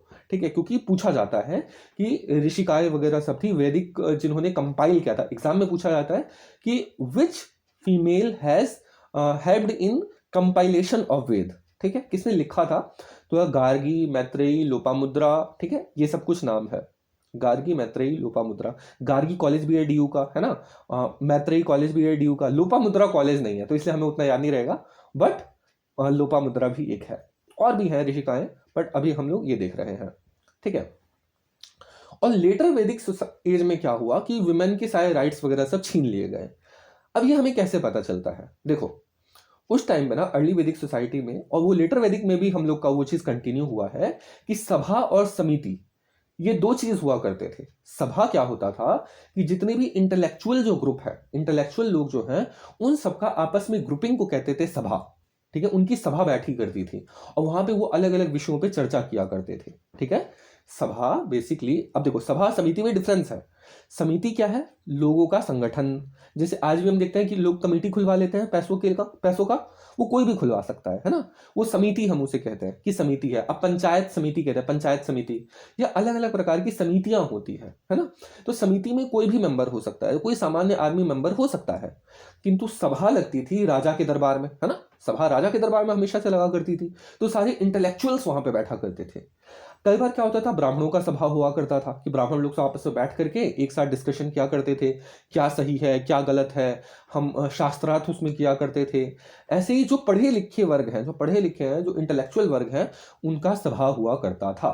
ठीक है, और इनका जो बेसिकली समिति किसका होता था, समिति होता था सामान्य वर्ग का। इसका हमें एक चीज पता चलता है कि जो सामान्य वर्ग भी था उसके भी अपने राइट्स थे, उनको भी समिति फॉर्म करने का अधिकार था। ठीक है, अब इसमें क्या कहते हैं कि जो अर्ली वैदिक पीरियड था, इसमें विमेन्स को, लड़कियों को अर्ली वैदिक पीरियड में समिति का और सभा में पार्टिसिपेट करना अलाउड था। इसका मतलब अर्ली वैदिक सोसाइटी में विमेन्स जो है वो पार्ट लेती थी अपना सभा समिति में, किंतु लेटर वैदिक पीरियड में उनसे ये राइट छीन लिया गया और वो अब पार्टिसिपेट नहीं कर पाती है। ठीक है, लेटर वैदिक पीरियड में वुमेन से वो राइट छीन लिया गया और अब वो पार्टिसिपेट नहीं कर पाती है सभा में, समिति में, उनके अपने डिस्कशन में। ठीक है, ये हिस्टोरियंस का पर्सपेक्टिव है। हम लोग का क्या पर्सपेक्टिव है, ऐसा कुछ नहीं था। ठीक है, ऐसा कुछ नहीं था, सिंपल था। खैर, हम इस पे ज़्यादा कुछ बहस नहीं कर सकते क्योंकि इस पे मेंस के लिए जब डिस्कशन करेंगे उस टाइम पे देखेंगे डिफरेंट पर्सपेक्टिव। तो बेसिकली ये हम लोग का है वैदिक पीरियड। ठीक है, अब इसमें क्या होता है कि चूंकि ये पेस्टोरलिस्ट सोसाइटी थी तो इसे बहुत सारा डेवलपमेंट वगैरह भी हमें देखने को नहीं मिलता है ना। डेवलपमेंट हमें कब देखने को मिलेगा, जब यहाँ पे हमें चीज़ें सब पता हो। यहाँ पे हमें चीज़ें पता नहीं, यहाँ पे खेती बाड़ी होती नहीं है ज़्यादा। तो जब खेती बाड़ी होती नहीं है तो फिर हम कैसे कह सकते हैं कि ये हमें कुछ यहाँ पे डेवलपमेंट देखने को मिलेगा, है ना, ये चीज़ है। उसके बाद फिर क्या है, यहाँ पे सरस्वती नदी का बहुत ज़्यादा हम लोग को मिलता है महत्व। अर्ली वैदिक सोसाइटी में हमें सरस्वती नदी की बहुत ज़्यादा महत्व देखने को मिलता है, और सरस्वती नदी की लोग पूजा क्या करते थे। सबसे ज़्यादा सिविलाइजेशन पहले ही इंडस वैली सिविलाइजेशन में भी सरस्वती नदी के किनारे बसी थी, और सिंधु नदी के किनारे आज हमें मिलती है, और वैदिक सिविलाइजेशन में भी सरस्वती नदी के किनारे हमें देखने को मिलती है। ठीक है, सरस्वती नदी का बहुत ज़्यादा महत्व मिलता है। अब सरस्वती नदी के कुछ नाम है वो नोट कर लो। ठीक है, सरस्वती नदी के कुछ नाम है। सबसे पहले तो ये मोस्ट सेक्रेड नदी थी। गंगा, आज हम लोग मानते हैं कि गंगा सबसे ज़्यादा वो है, सेक्रेड है। उसके बाद फिर गोदावरी है, यमुना है, किंतु उस समय में माना जाता था कि सरस्वती नदी जो है ये सबसे ज़्यादा सीक्रेट नदी है। अब सरस्वती नदी के कुछ नाम थे, जैसे कि क्या, सरस्वती नदी के नाम थे माते तमा, MATE, माते तमा, TAMA, माते तमा, यानी कि सभी माओं की माँ, माते तमा। क्या है, माते तमा। ठीक है, माताओं की माता, जो हमारी माताएं हैं, माताओं की माता, माते तमा। ठीक है, फिर नदी तमा, नदियों की नदी, नदी तमा, NADI, नदी, TAMA, तमा। ठीक है, नदियों की नदी, नदियों की नदी। ठीक है, यह है नदी तमा। देवी तमा, DEVITAMA, देवियों की देवी। ठीक है, देवियों की देवी, देवी तमा। ठीक है, सरस्वती नदी के ये कुछ नाम है। लिख लिया, लिख लिया, क्लियर है इतना सब कुछ सबको? बोलो, इतना सबको क्लियर है? Yes sir. ठीक है, ऑलराइट, ओके। अब हम देखते हैं वैदिक पीरियड में हमें 4 वेद देखने को मिलते हैं, ऋग्वेद, सामवेद, यजुर्वेद और अथर्ववेद। अब इसमें क्या है, सबसे पुराना जो वेद है ये है ऋग्वेद, है ना। उसके बाद क्या मिलता है हमें, सामवेद। अब देखो, ऋग्वेद सबसे पुराना हमें मिलता है, इसकी ये कैरेक्टरिस्टिक आपको ध्यान रखनी है। सामवेद जो है वो गान से संबंधित है, गीत वगैरह सबसे संबंधित है। बेसिकली वेद की ऋचाओं का गान किया जाता था। आप वेद पाठी ब्राह्मणों को देखे होंगे, वो सब वेद को गाते हैं, वो सामवेद को गाते हैं। ठीक है, अपने इधर छांदोग एक लोग होते हैं, अपने बिहार में छांदोग लोग होते हैं, जो कि होते हैं कौन से, इनको सामवेद से संबंधित, सामवेद को वो फॉलो करते हैं, सामवेद का वो पाठ करते हैं। तो सामवेद गाना से संबंधित होता है, तो सामवेद को गाया जाता है। ठीक है, और इसी में गंधर्व वेद जो आपने नाम सुना होगा, गांधर्व वेद, या फिर नाट्य शास्त्र आपने सुना होगा, तो नाट्य शास्त्र भी सामवेद का पाठ है, गंधर्व शास्त्र भी इसका पाठ है। तो आपको डांस, गीत, गाना जो कुछ मिलता है वो सब मिलता है किससे, सामवेद से। हमें सामवेद से ही इन सब चीजों की प्राप्ति होती है। ठीक है, अब बात करते हैं यजुर्वेद की। यजुर्वेद जो है, अगर हम बात करें मिथिला की, जैसे बिहार में एक है नॉर्थ बिहार, एक है साउथ बिहार। तो जो नॉर्थ बिहार है उसे कहा जाता है मिथिला का क्षेत्र। ठीक है, तो मिथिला में सबके सब जो है वो यजुर्वेदी लोग सब हैं। ठीक है, यजुर्वेदी यानी कि कर्म कांड से संबंधित जितने भी यज्ञ हवन आदि हुआ करते थे, जितना भी कर्म कांड हुआ करता था, मीमांसक लोग हुआ करते थे। ठीक है, वो सब थे आपके कौन से संबंधित, यजुर्वेद से संबंधित। तो यजुर्वेद के बारे में कैरेक्टरिस्टिक क्या है उसकी, कि वो क्या है, यजुर्वेद क्या है, वो है आपके रिचुअलिस्टिक पार्ट से संबंधित। ठीक है, यजुर्वेद रिचुअलिस्टिक पार्ट से संबंधित है। फिर आता है अथर्ववेद। अथर्ववेद के बारे में कहा जाता है कि सबसे लास्ट में इसे कंपाइल किया गया है, और ये यहाँ पे आपको मेडिकल साइंस यहाँ से मिलती है। जैसे कि हम लोग देखते हैं ना, आयुर्वेद जो है ये इसी से निकला हुआ है, अथर्ववेद से ही निकला हुआ है, ऐसा माना जाता है। उसके बाद फिर जादू, टोना, टोटका, या फिर आप कह लो कि जितने भी हम लोग के क्या है, तंत्र मंत्र आदि सब, उन सब का ज्ञान हमें मिलता है कहाँ से, अथर्ववेद से। ठीक है, ये आपको पता होनी चाहिए कैरेक्टरिस्टिक इन चारों वेदों की। अब इससे पहले क्या है, अब ये सारी चीजें मैं आपको बता रहा हूँ यूपीएससी के पॉइंट ऑफ व्यू से। ठीक है, इसमें मैं कुछ आपको एक्स्ट्रा नहीं बता रहा। उसके बाद फिर क्या है, इन चारों को कहा जाता है श्रुति। क्या कहा जाता है, श्रुति, SHRUTI, श्रुति। श्रुति मतलब क्या, सुनना। वेद क्या था, ये हिस्टोरियंस भी मानते हैं कि वेद को लिखा नहीं गया था। वेद को ना हम लोग से सुनते हुए आए, और एक जनरेशन से दूसरी जनरेशन में हम उसे ट्रांसफर ऑफ नॉलेज के थ्रू हम उसे याद करते हैं, और उस चीज़ों को हम लोगों ने प्रिजर्व करके रखा। तो श्रुति फॉर्म में, ठीक है, हम लोगों ने उसका पाठ करते रहे, सुनते रहे, सुनते रहे, सुनते रहे। अब ये आए हैं महाशय संजीव कुमार। ठीक है, ओके, ऑलराइट। तो बेसिकली ये कहा जाता है श्रुति है। श्रुति मतलब क्या, जो हम सुनते आए हैं। तो जैसे आपने सीखा अपने पिताजी से, आपके पिताजी ने सीखा होगा अपने पिताजी से, उनके पिताजी ने सीखा होगा उनके पिताजी से, तो इस प्रकार से वो सुनते हुए आए हैं हम सब लोग वेद का। इसलिए अब हम देखते हैं ना कि हमारे घर में बहुत सारे ऐसे अंधविश्वास जिसे हम कहते हैं, हम सब उसे मानते हैं। जैसे कि बृहस्पतिवार को नाखून नहीं काटना चाहिए, जैसे कि रात में सुई धागा का इस्तेमाल नहीं करना चाहिए, जैसे कि बिल्ली रास्ता काट दे तो आपको आगे नहीं चलना चाहिए। ये सब चीजें जो आप सुनते हैं ना अपने घरों में, ये सब है श्रुति से आई हुई। हम लोग सब सुनते हुए आए हैं उस चीज को, और इन सब की ओरिजिन आपको वेदों में मिलती है। अब जिस चीज का हमें रीजन पता है, पता चल गया है, उस चीज को हम मानते हैं। और जिस चीज का भी हमें रीजन नहीं पता चला, हम कहते हैं भाई ये तो कुछ भी है, ये सब मिथ है, सारा का सारा मिथ है। अब जैसे हम उस दिन बात कर रहे थे, विद्यानंद बता रहा था कि हम अपने नाभि में तेल लगाते हैं। नाभि में तेल लगाने से क्या होता है कि हमारे होठ नहीं फटते। अब आज के लोग देखेंगे तो क्या कहेंगे कि होठ फटना है तो आप लिप बाम लगाओ, है ना, आप होठों पे लगाओ, आप नाभि में क्यों लगाते हो? अरे भाई, नाभि में लगाओगे तो आपका होठ नहीं फटेगा। ये आयुर्वेद का वो है मेथड। ये हमें कैसे पता चला? श्रुति से, सुनते सुनते हमें पता चला। तो ये चीज है, तो श्रुति कही जाती है। एक होता है स्मृति, जो हम याद करते हुए आते हैं, जैसे कि मनु स्मृति है, जो मनु महाराज के द्वारा दिया गया है, ठीक है। याज्ञवल्क्य की स्मृति है, नारद स्मृति है, पराशर स्मृति है। ऐसे अलग अलग स्मृतियां हैं जो कि ऋषि मुनियों ने लिखी है। अब मनु महाराज ऋषि मुनि नहीं थे, ये राजा थे, उन्होंने लिखा था, उन्होंने बोला था, तो उनके वचनों को स्मृति में, दिमाग में रखा गया, क्योंकि भाई वो रूल है, तो उसे स्मृति कहा जाता है। तो श्रुति और स्मृति में ये डिफरेंस है। अब इसमें एक चीज क्या होता है ना कि वेद जो है, वेद के 4 भाग बताए गए हैं। अगर आपको आवाज आ रही है तो बताएं, सबको आवाज सुनाई दे रही है ना? कहीं ऐसा तो नहीं मैं अकेले बड़बड़ाता जा रहा हूं? आवाज आ रही है सबको? आ रही है सर, आ रही है। ठीक है, ठीक है, ठीक है।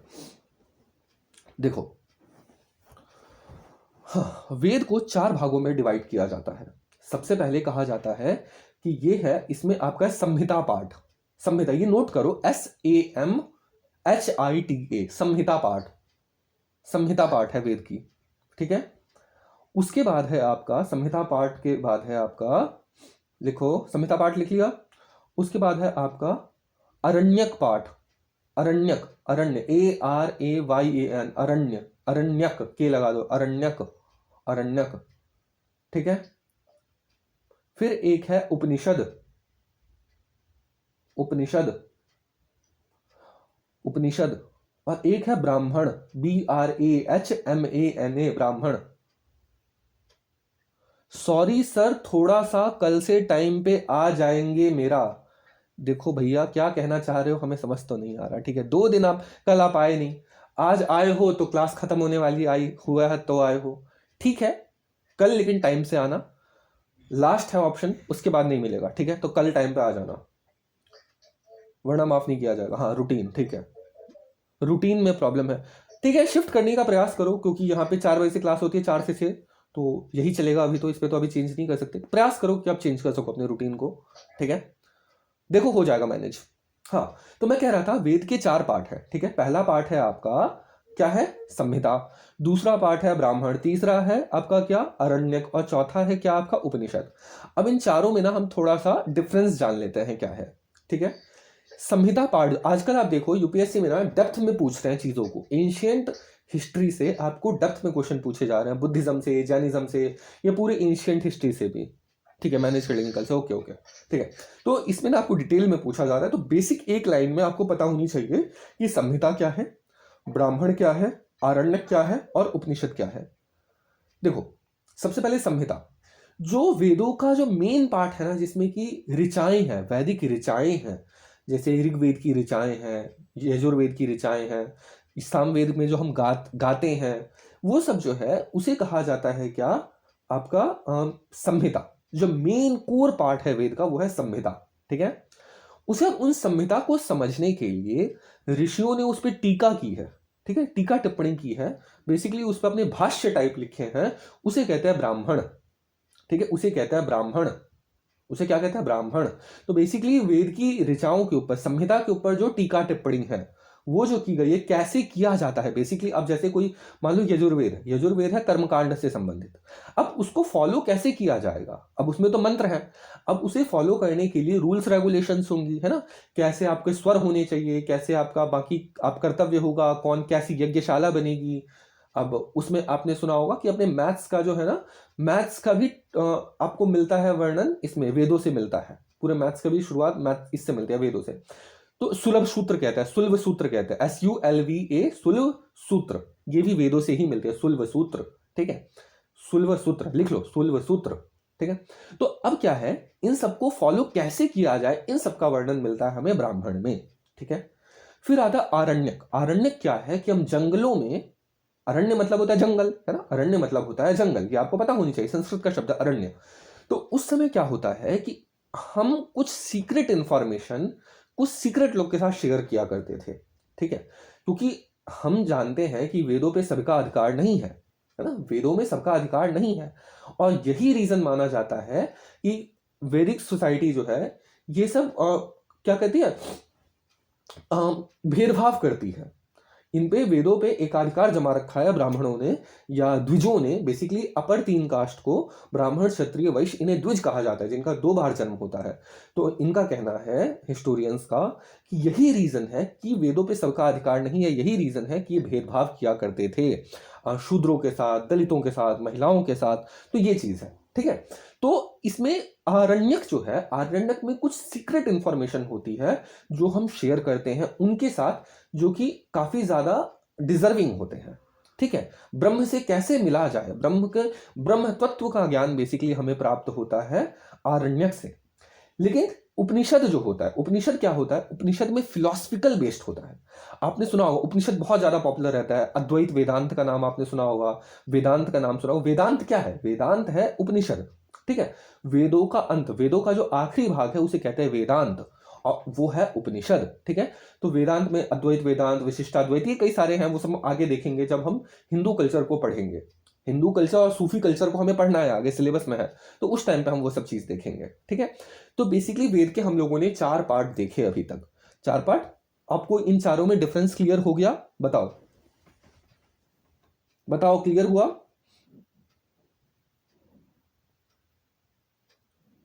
ये चीज क्लियर हुई आप लोग को? यस सर, ठीक है। हाँ, कुमुदा क्लियर हुई?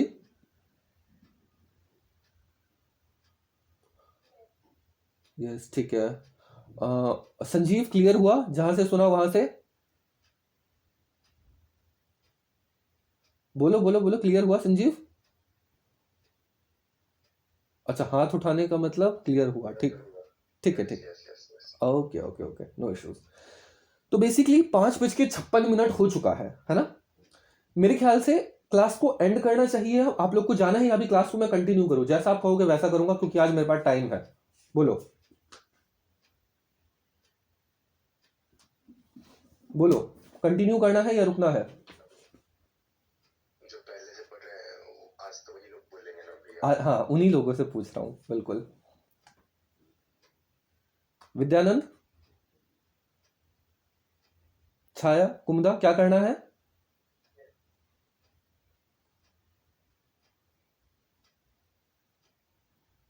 क्या करने को, यस नो में आंसर नहीं पता चलेगा, ये बताओ कि क्लास कंटिन्यू करनी है कि नहीं। बाकी लोग जैसा कहें, ठीक है। छाया कह रही है बाकी लोग जैसा कहें, I won't be able to continue, no issue. देखो, मेरे ख्याल से 2 घंटा सफिशियंट है, हम लोगों ने काफी कुछ पढ़ा। आप लोग, क्लास है, ऑल राइट कुमुदा, ठीक है, आप क्लास अटेंड करो, और ठीक है, हम लोग फिर कल क्लास करेंगे। अब इन सब चीज़ों को आपको रिवाइज करना है, ठीक है। पहले तो जो चीज़ पढ़ा है उन सबको पढ़ना है, और अगर किसी ने नोट्स बनाया, छाया आपने नोट्स बनाया है इस चीज़ का जो पढ़ा है?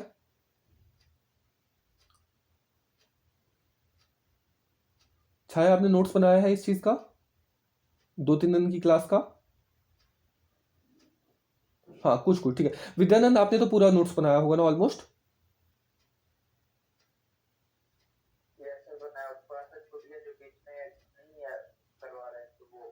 कोई बात नहीं, आप अपने नोट्स जो है वो शेयर कर दो ग्रुप में, ताकि जो संजीव है उसे भी मिल जाए नोट्स, जो कल परसों की क्लास हुई है, और कल की क्लास हुई है बेसिकली।